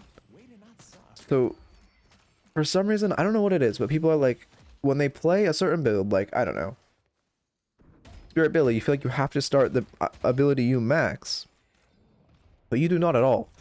You need to also welcome back. You need to like you should be starting 1 or 3 again. This is not at you. This is at like just general like high level people that do this for some reason, and then pill like people low level people who are using their builds to do it. You should like do not need to be starting your 2s because you're maxing it later, and you should be starting your 1 or 3, which would be, I mean, you're starting your 1 would have been huge in that last fight, or sorry, starting your 3 would have been huge in that first fight. Yeah, I like that we're doing a little hold a tiny bit tech. You're kind of fighting with wave behind you. I mean, we're just talking about waves being an end all be all. So I'm seeing the issue is your mechanics are really strong. Like you're fighting really well in lane. You're like meleeing really well in lane, but you're not at all focused on wave. Which is, you know, not great. No, I'm not streaming Silk Song. I'll be playing that off stream. Because I'm not finishing it in 2 days. I don't want to take a break over the weekends. Also, I'm kind of just like a really Deadlock build. Like, I'm probably going to play more Deadlock than Silk Song tonight. I just fucking love this game with a genuine passion. I'm just following the build for abilities. Oh yeah. Again, this is it's not a this is not at you. This is at the person who made this build because it's something I see like really often in high level builds that I don't know why people stick to it, but like, and also if you ever see this if you ever see this on any character where like I don't know, I'm trying to think, like Dash Furnace starting Dash sometimes, that's not as common, but I see that occasionally, and it's like, you know, why are you just objectively taking a worse start because you max it later? I mean, he doesn't have, oh no, he does have ult. Oh yeah, we're getting ulted. Yeah, we should respect that more. You can ego him. Well, okay, there's a couple options you have there, which is, first off, you can ego him if he doesn't have ult. But he did get ult. So secondly, what you should do is when he runs at you, you should use your ult, because the movement, like the movement abilities, like in disabling movement abilities will stop Shiv from being able to kill you there. If he can't dash on you, he can't kill you. Or well, he can't get you in ult range. Then you and your Dynamo could just fuck him up, and hopefully you're able to kill him before your ult ends. I don't think Spirit is trash on him. I just, I'm not saying, well, okay, I do think Spirit is objectively worse than Gun, but I don't think Spirit is trash on him. Spirit's like what Gun Ivy used to be. It's not good, but it, you know, build how you want to have fun. Again, I play Bird Max Grey Talon. If you have more fun playing Spirit Billy, play Spirit Billy by all means. Oh, this is bad. Yeah, we didn't know. Now we're going with Firm Burn on us. That's really bad. First off, we kind of egoed in taking that burn and catalyst, which is a huge chunk. And the second we get burn, we need to run away. Good dodge. Should ult. Perfect. Unfortunate it came out after the Shiv dash. We have one on top of them. Perfect. Shiv has no parry, so we melee in his face. That's great. That's your Dynamo, I thought. Good shit, though. That was all you. What was I saying? Alec, can we lost my train of thought? Oh, with the, but I just think starting 2 is bad. And then, but yeah, if you're having fun, play Spirit. I stick to streamer / pro builds because of how much they know with their role and character they're playing. Yeah, I mean, it's also, I highly recommend doing streamer builds because you can watch them play the build and talk about the build, which really helps you build the situationals well, and like build the situationals correctly. That's like a big, you know, a big benefit of playing a streamer build. I mean, clean movement, but no reason to move like that. You can just walk across the bridge. Also, we had to forward dash there because diagonal dashing that would be, you know, complex. There's melee charge. That's big. Or should I hit Billy like this in my matches? Hey, I feel that. For some reason, I keep getting run down by Billies, man. Billies and Minas. If I get a Drifter or a Victor on my team, it's like, oh, let's... Well, Drifter and Victor are up here right now. If I get a Paige or a Doorman on my team, it's like, oh, let's fucking go. We're set. If I see a Mina or Billy on my team, I'm like, God fucking damn it. This guy's gonna go 1 in 10.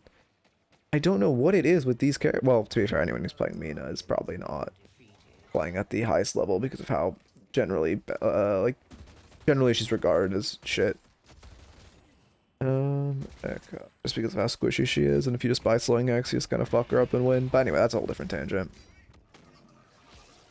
Wow, I mean, that's an unfortunate that he ults that, but also that is, I guess, just Rage Dash one-shots us right now. It's hard for us to let Shiv Rage disintegrate. The best play for us right now, well, you need to get out of here. You're gonna get ulted. You are within Shiv execute range. He has dash up. This is really risky. if you get like a pixel closer, he's going to dash at you and then he just got his rage stacked, which is really bad. What I was gonna say is, when you're getting oppressed by a shiv, with the way his new rage works, you need to try to hard shove a wave and then go box route.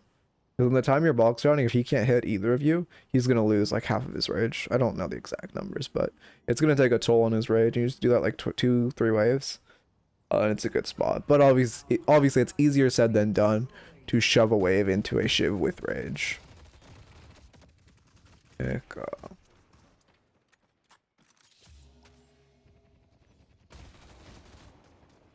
Let's see.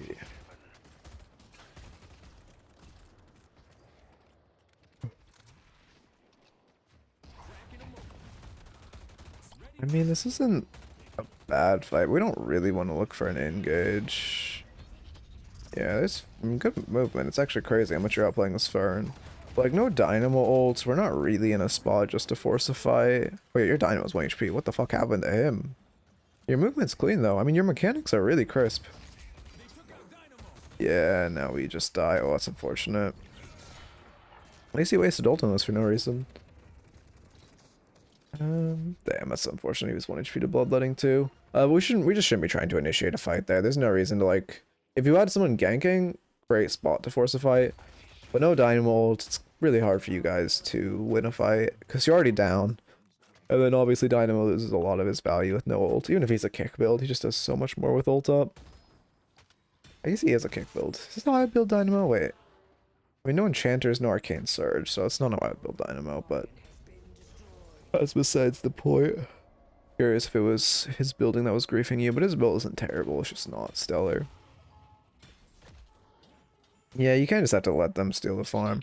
I mean, okay, I guess there's a second option, right? Because just Shiv was stealing the farm, which is if you're on mic to your I have really bad hiccups right now. If you're on mic to your Dynamo, you can call like, hey, we both bum rush this guy on the roof, and you try to use your 2, and you just try to Dynamo change its kicks, and your only goal is to CC this guy on the top of the roof as quickly as possible, because you guys can both use Zip to get to the roof. Well, Infernus has to, well, sorry, you guys can both use Hyperline to get to the roof, while Infernus has to use the Zip. So it's better. You could probably kill Paige here. Your chance of living is a lot lower than your chance of killing Paige. You should go on Paige. Yeah, perfect. Oh, she's dead to rights. Nice. Yes, perfect. I love that we didn't heavy melee second because we know Shiv was trying to parry for her. I mean, your mechanics are stellar. At this point, we need to run away, though. Use your 2 to get out.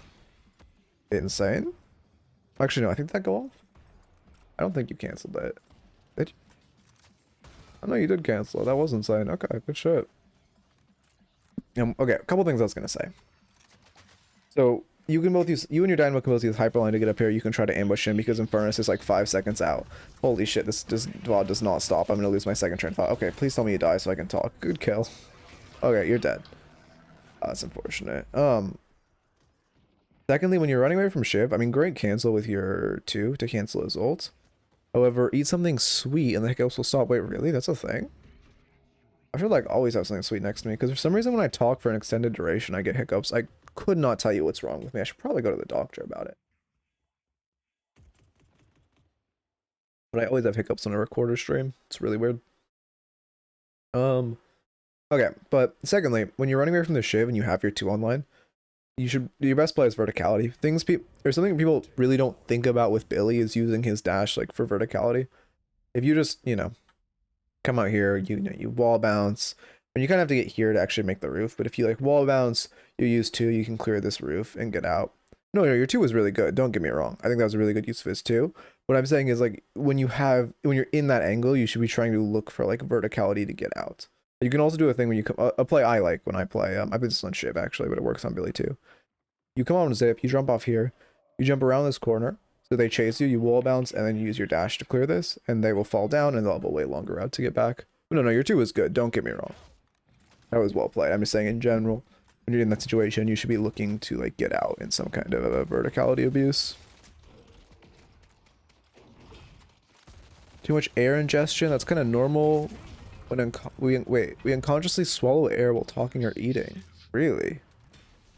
Huh. That's interesting. Yeah, I have not seen the doctor in over 3 years.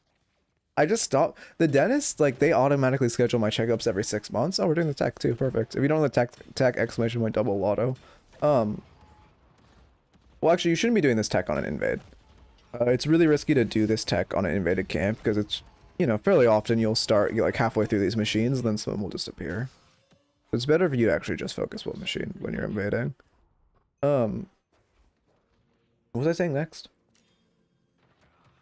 Oh yeah, the dentist like automatically schedules my appointments every 6 months, and the fucking I see the the enemy. Into yellow. oh, what? Oh, but the fucking doctor doesn't, so I just like I'll do that shit, man. One machine, and then no. I still think you should do both machines when you're stealing. Oh, one machine and then wait, are we talking about the tech?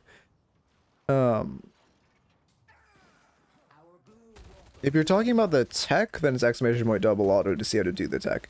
If you're talking about what you should do there is you should still get both machines, but you should just focus on both individually because, you know, you're making a lot of noise farming that lotto, and it's pretty, when you're stealing it, especially with people next to you, it's pretty normal. Someone will just like hear you and fold over. I mean, in general, that steal is risky, but at this elo, I don't mind it that much. It's a great time to steal sinners. Okay. We're full melee items. I don't mind it, but our slots are just so like... Well, you're 14k compared to like anyone else's 14k on your team. I mean, not even 14k, just anyone else on your team. And look at how open your slots are. Like, you just don't have many low ticket items, which is not good. Low ticket items provide a lot of value. The only reason you don't buy a fuck ton is because you don't have slots. Well, I guess you only spent 10k, but either way, having more like, you know, T1, T2 items would be really nice. Especially in lane. They're pretty big, like they're, you know, the minor spikes are pretty big. You kind of lost your tower immediately, so there's no real like, oh shit, we're bleeding out, gotta buy monster round situation. Also, you should be going to the secret shop. Looks like we are. No, we're looping around. You definitely should be secret shopping. I have no clue how to build him. I think I buy Crushing Viscera. Oh, I see. Yeah, that's pretty bad. I think, if you want a good melee build, go Cran's build. If you want a good gun build, go Lystic's build. But Cran has a really good melee build. But yeah, Crushing Fist is definitely way too soon to rush it. Also, we have extra charge, but do you have to buy Rapid Recharge with Crushing Fist? I'm actually not that in tuned with the melee build, but the reason you get Crushing Fist on Billy is because your one applies Crushing Fist. It's really good for like stacking that stun with no counterplay. If you just, you know, 1, 3, 1, 1, and they're stunned, and it's great. You can weave in like a light melee or two if you want. Okay.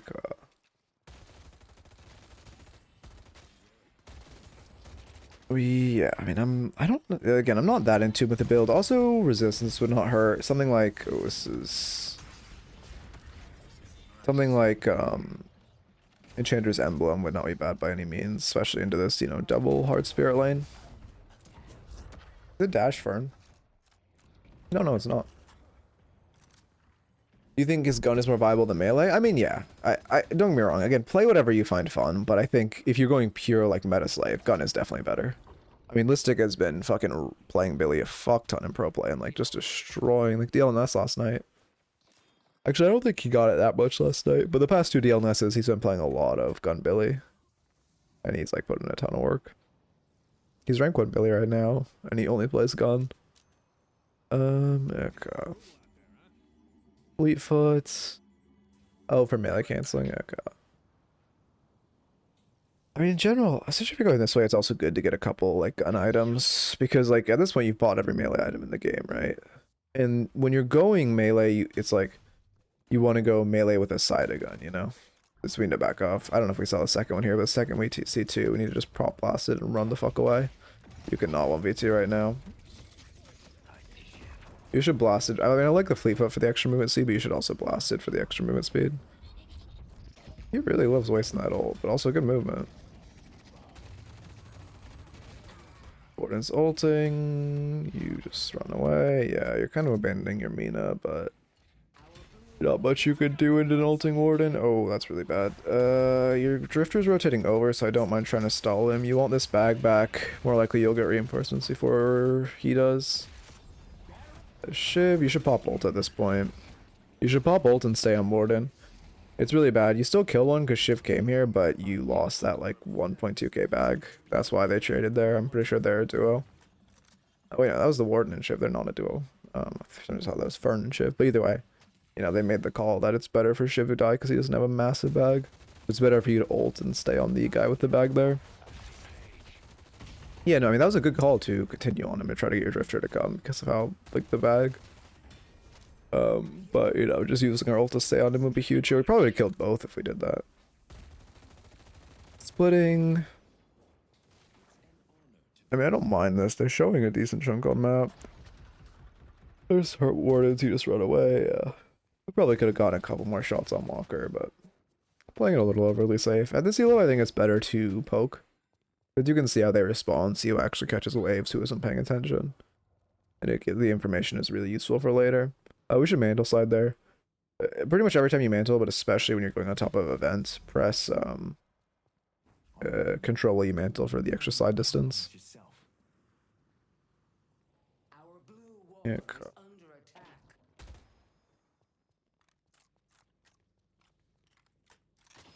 let's see. When you're... Yeah, the biggest issue I'd say is your build though. Like generally, like I'm watching you play and your macro, both your macro and micro are both pretty strong. It's just the building that's really holding you back right now. Like this game, you'd be running the lobby if you were like Crane or Listics. Sometimes people aren't really right. Yeah, are there sometimes. Yeah, it's with the like we're talking about the reinforcements. It does. I mean, it was good Drifter got there. I'm surprised that Shiv got there before Drifter. Weird that they have 3 like aggressively towards your jungle, but yeah, this elo, I guess it's kind of hard to read how the fuck they're positioning. But either way, it is still, you know, was definitely still worth it. We still get the kill. Sucks it isn't the 2 kills though, but it's a good call to fight. It's a good call to run from the Warden ult too. I know a lot of people who would, since this is your camp, you should be shooting this medium creep as you're going. I know a lot of people who would just like try to peel for their mana by just staying at the Warden ult, end up dying too. So it's good you just leave because you're like, it's a Warden ult, we can't contest. You pop ult here. You gotta keep in mind the resistance this ult gives.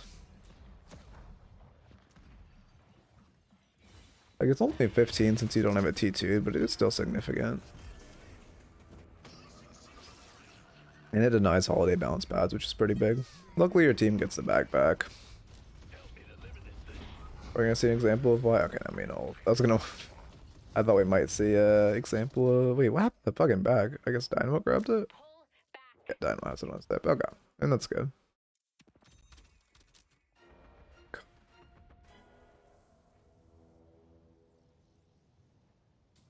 Voice is getting so cooked.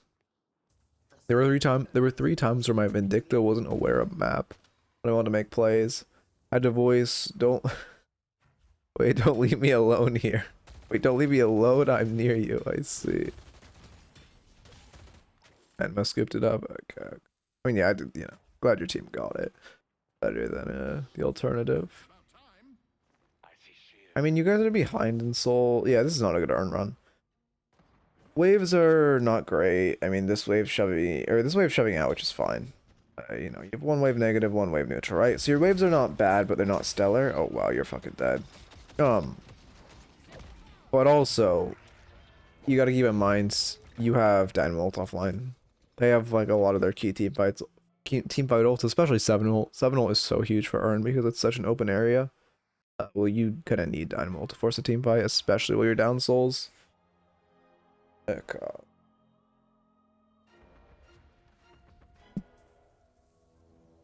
I get fucked and start malding here. I see. I mean, to be fair, grabbing Urn is not, I mean, that, you know, the Urn call isn't great, but also the routing. Unless you're, the only time you want to route through mid when you have Urn is if you have a kill advantage. Or like something time, like I mean, you did just shove this wave to be fair. But like something that's like, you immediately need to run Urn, and the difference of 10 seconds of routing safe will be the difference maker. Like someone respawning in 30 seconds when you pick up Urn, right? Other than that, you want to route safe. Should contest this. Oh, your team's giving. You can't solo contest, you need to back off. If you flooded pit with 4, I wouldn't mind it, but your team is not, unfortunately. You could have had 5 in pit there. You have like Belial plus Victor just fucking existing in pit plus Dynamo. That was actually a really good contest angle. That sucks your team doesn't contest. Victor of resistances? Oh, he doesn't know what the fuck. Okay, whatever. Headed to blue. What, where are our souls gone? Oh, rapid recharge. Interesting. I mean, yeah, I won't get more into the lack of slots, but wait, what build are you using right now? Or are you just like kind of Mikkelessing it? That sucks. I do that shit all the time. It feels so bad because you start Doorman ulting him before Dino ults, but then it goes off after the Dino ults and you look like the villain. Shit feels so bad.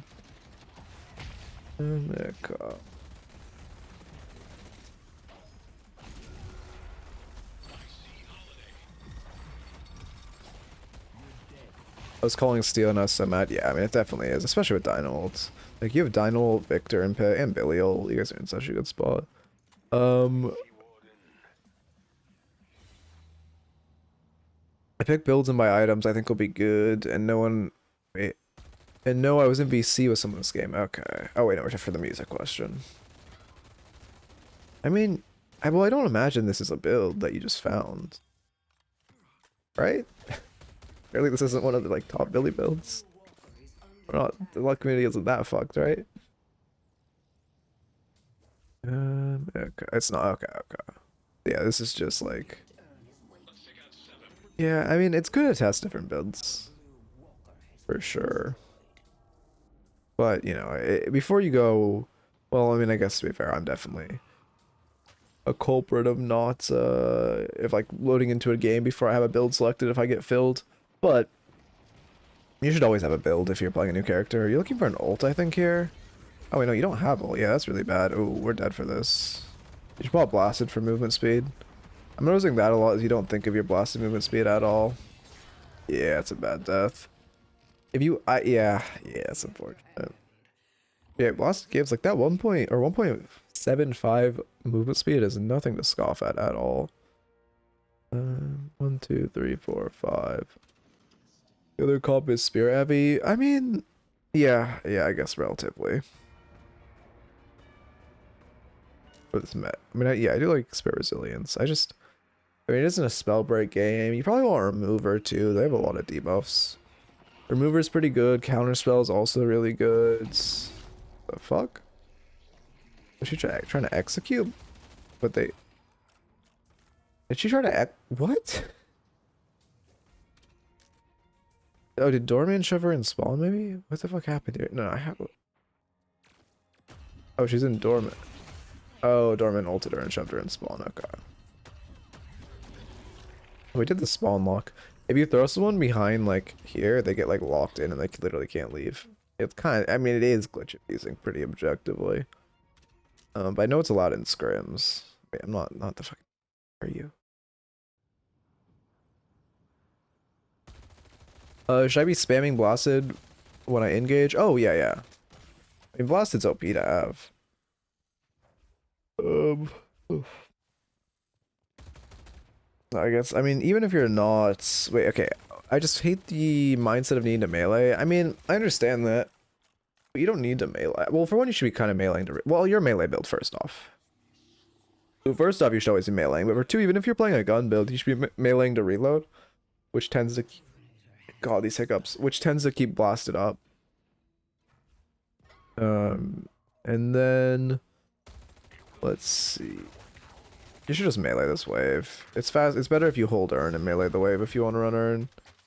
Oh, I guess the Mina dying, you can't run it. That's why you left it. You can't chase this. Mina being dead means you can't run Urn. I guess you just hold it for 50 seconds. Call it a day. Sorry, also, you can chase it. I thought it was neutral Urn. On your side, it's good to chase it and hold it, but you cannot run it until Mina respawns. Really, really bad she died. Whenever I play Abrams, I just gun them down. Oh, we're doing this shit. Yeah, I love doing that. Why did he close the door? Oh, it's so many denies. They didn't deny a single orb. What? You should not be. This is so risky. You know their whole team's there. Yeah.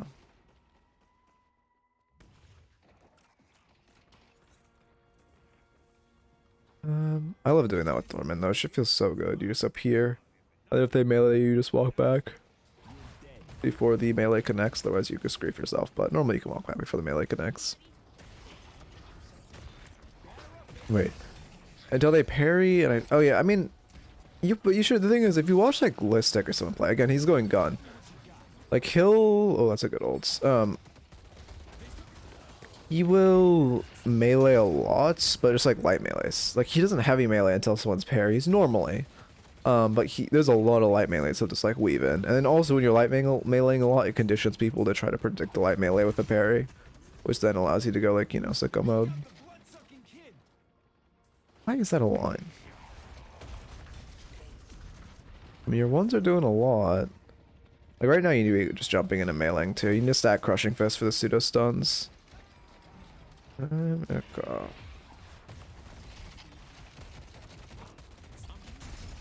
At this point, okay, when you're chasing Warden like this, it's actually not bad to melee. Even though he has a decent chance at parrying because you're staring at him, the amount of time it takes, like he obviously can't kill if he parries, but the amount of time it takes him to parry, the like 2 seconds he's in the parry animation, is 2 seconds he's not running away, and that's 2 seconds your teammates gain, like catching him. Yeah, we should be able to kill this guy. One more melee. 2 of them 1, he gets pseudo stunned, or we just melee him in his face, and he doesn't parry. Okay, that works too. Is that respawning soon? Oh yeah, mid spawning. You should go mid right now. It's spawning in like 10 seconds. I mean, I don't expect you to manage it, but especially when you're like looking directly at that, you should see it's about to stun and run for it. And you burn the parry and you got stunned. I see. But like, yeah, I mean, Urn's fine, but I would, you know, especially when you're walking right by mid, you should see it's about to spawn and beeline it. I like staying in their camps because we have a lead. Oh yeah, this is ours. I mean, you're waiting for Urn, but you do still have a kill advantage. It sucks your Dormant's routing so safe. Well, he's not running Urn, is he? Oh my god, he's not running Urn. Why? You guys are up a person. Oh, he's buying in your base shop first. Escalating exposure? Okay. They engage, that's crazy.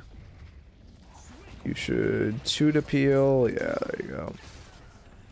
One good thing you'll see about like higher level Billies a lot is the way they like 2 around corners. I don't quite know exactly how they get the movement, but if you watch a lot of high level Billies, it like really, how did they not break that chain?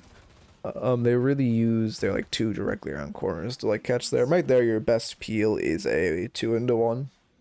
I can't fathom why Dorman needs escalating exposure. Yeah,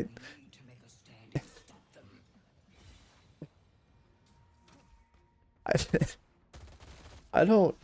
I mean, okay, let's imagine he lands full combo. It's what, 4% a stack? 4.5% a stack. 1, 2, 3, 4. 16% damage. At most. And an ideal combo. I mean, he probably just searched Spear Resist and saw it had Spear Resist, but still. Like, my reading his thought process, I was assuming he's like, oh, it's a spirit item with 20% spirit resist. It's good this game because they're hard spirit. But, you know. You guys are down too. Yeah, you just shove and wave. It sucks. I mean, you guys need this flex. Although I guess you don't because your build is whatever. But we have a lot of money to burn. Yeah, we can farm this camp because we have wave shoved. Even though they have an advantage, they're probably going to go mid.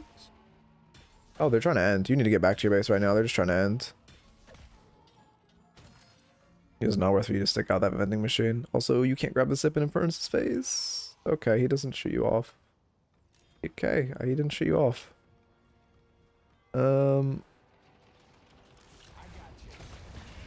Here, you one-shot Paige. Perfect. That should be our fight prioritization. Okay. Oh, that's unfortunate. We're taking so much damage from our parried. I mean, I guess that's just because we're fighting with 12k. If we had Colossus there, we'd go sicko mode.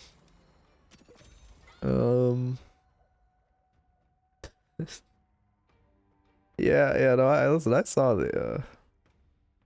that call. Also, I don't mind flaming the enemies. As I always said, if you flame your team, you're in the wrong. No matter how dog shit they are, if you get on mic and flame your team, you're in the wrong. You're the bad player, the worst player in that lobby, right? Objectively, because you're tilting your own team, which is the quickest way possible to lose. But we go Witchmail? That's, I don't like Witch. I mean, they're hard spirit, but if you want, you should go escalating exposure for the spirit resist. But like, I mean, seriously, and they are hard spirit, but you already have so much spirit res. I wouldn't go Witchmail. I would go, I don't even know what to go here. I'm not like Billy pilled. Witchmail's not taking that much off. You're not that tanky. Again, spirit resist is good, but you're getting 40 off or 30 off this. You're getting, well, I mean, on average. Did they buff it again? Or how old is this VOD? Can't be that old. Wait, did they buff spirit? Did they shadow buff spirit or spirit resilience? No, I'm going insane. Okay, cool. For some reason I thought that said base 30 plus 30, but it said plus 25. Or base 25 plus 30. I'm actually, I don't know what the fuck, how I saw that wrong.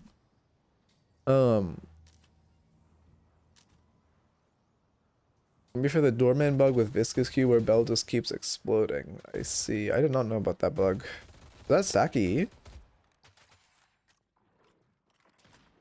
Yeah, I mean that's the play. You don't, it's, if you're like tilted, I mean it's not good, but you can like flaming people at the end of the game. Like listen, I do it to people who are toxic. That's also the thing is you're 100% in your right to flame people back. I'm super toxic to people that are toxic to my teammates. If one of my teammates is playing well, and if someone's toxic to me, I just ignore him. But if one of my teammates is playing well, and one of my inters is flaming them, I get on fucking mic. Like I ain't gonna lie. But like, generally, it's, you know, obviously not great. Flame your team. And but flaming, the whole point of the whole initial point is going with is like, you know, shit talking the enemies is a genuine tactic. And like genuinely trying to kill your enemies. This is so bad. We cannot be trying this. Like we should not be trying to fight this. We're so killable. You're trying to shove in wave, but like yeah, they could send reinforcements so easily. I mean, your left lane's also very killable. I think one of you dies, and then you lose the game, right? And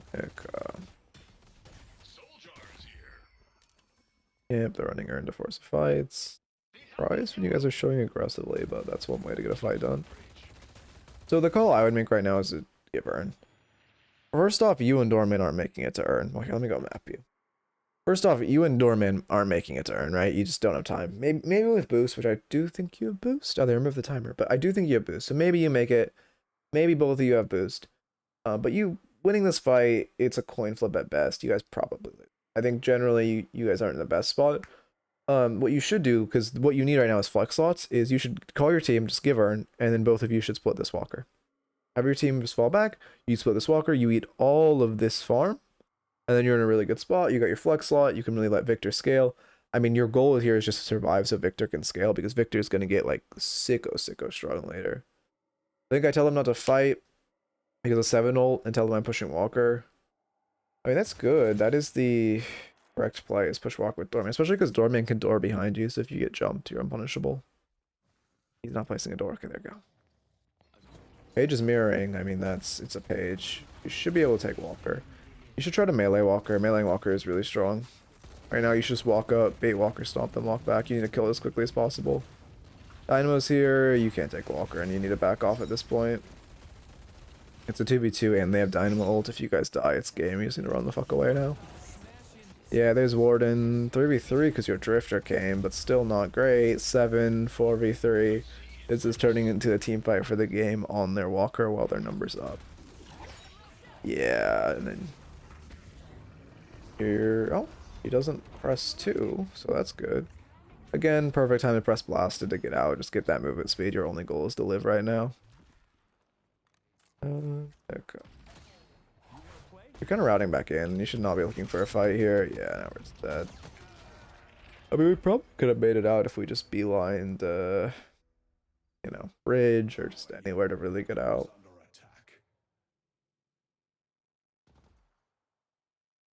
Yeah, there's important stuff. But like, if you want to try to kill that walker, first off, you should be meleeing it to try to burst it really quickly.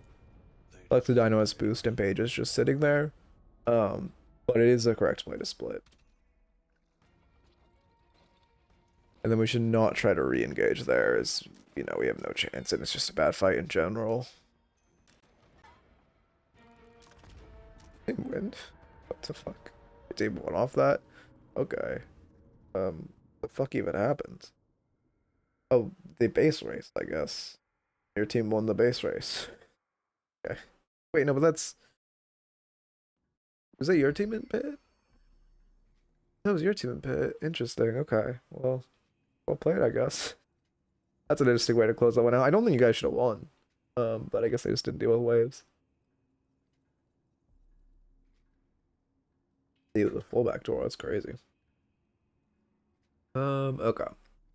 Well, as far as the notes. Holy shit. One second, let me check something.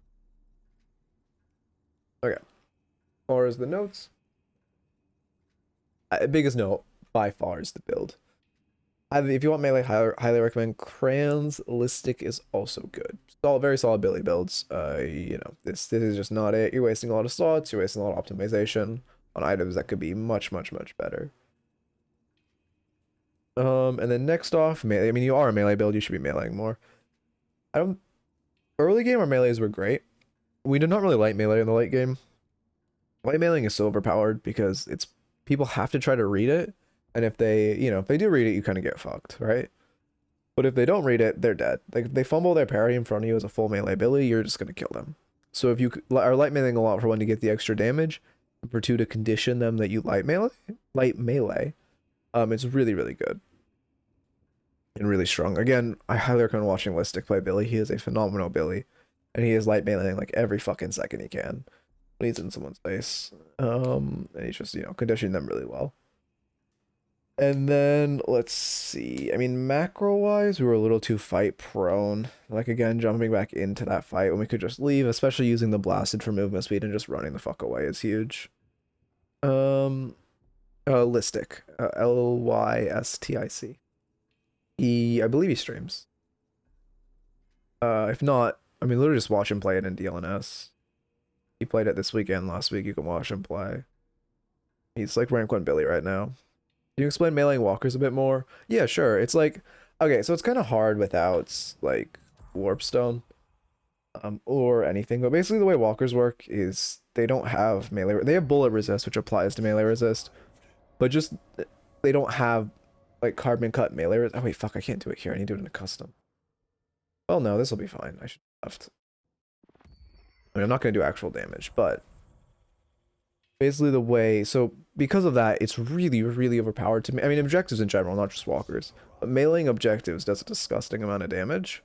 And especially walkers and guardians should always be meleeing whenever you get the chance. So like the best way, if you have Warpstone, you can just melee walker, Warpstone up, 2 dodge the stomp when the stomp comes down, and you're in a great spot. Let me get, well, okay. Well, like right here, you're sieging walker. You want to walk up, give it a little bait. Then you jump in, you go 1, you go 2. Depending on the situation, you can stick it out. It takes a while to stomp sometimes. I don't know, sometimes it just does this shit. Then you get stunned, whatever. Other times, if you want to play it safe, you come forward, you bait the stomp. It stomped recently, so baiting the stomp, I might have to wait a second. You come forward, you bait the stomp. Hello? You bait the stomp. There we go. You dash in, you go 1 melee, you go 2 melee, and then you can just jump back. You wait, you farm for like a second, and you bait the stomp again. Walkers are really fucking finicky with when they stomp. Normally, if you want to play it safe, just shoot for 2 melees before you walk back. I think that's... Generally, it's not going to stomp before 2 melees, although, like I said, it's fucking finicky. So just keep that in mind. Do you think it's worth doing that, even though I'm eating the walker? I mean, is it worth when there's 1 walker, I think is what you're trying to say? I mean, it's always worth, unless you're like a gun carry, right? Like, if you're a Wraith, Haze, or whatever, obviously just shoot the walker. But if you're not a gun carry, you should always melee walker when you get the chance. It does a ton of damage. If you're spirit, melee walker feels amazing, and then obviously if you're melee walker feels amazing. And then if you're like a hybrid, gun tank, like, or like a gun tank, like the hybrid gun tank that doesn't build spirit. Say you're a gun shiv, for example, because I can't think of a better one off the top of the dome. You should be meleeing. yeah, with Pocket or anyone with iframes, Dynamo loves to do it because he has Warp Stone. He has this too.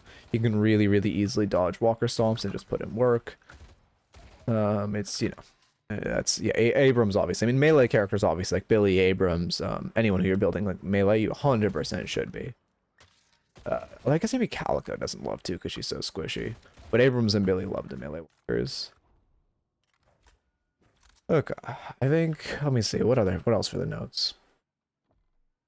I mean, I think this is, again, like, generally I would say you played above your elo. Like, if you're playing, like, that game consistently, you will rank up. It's just the build holding you back.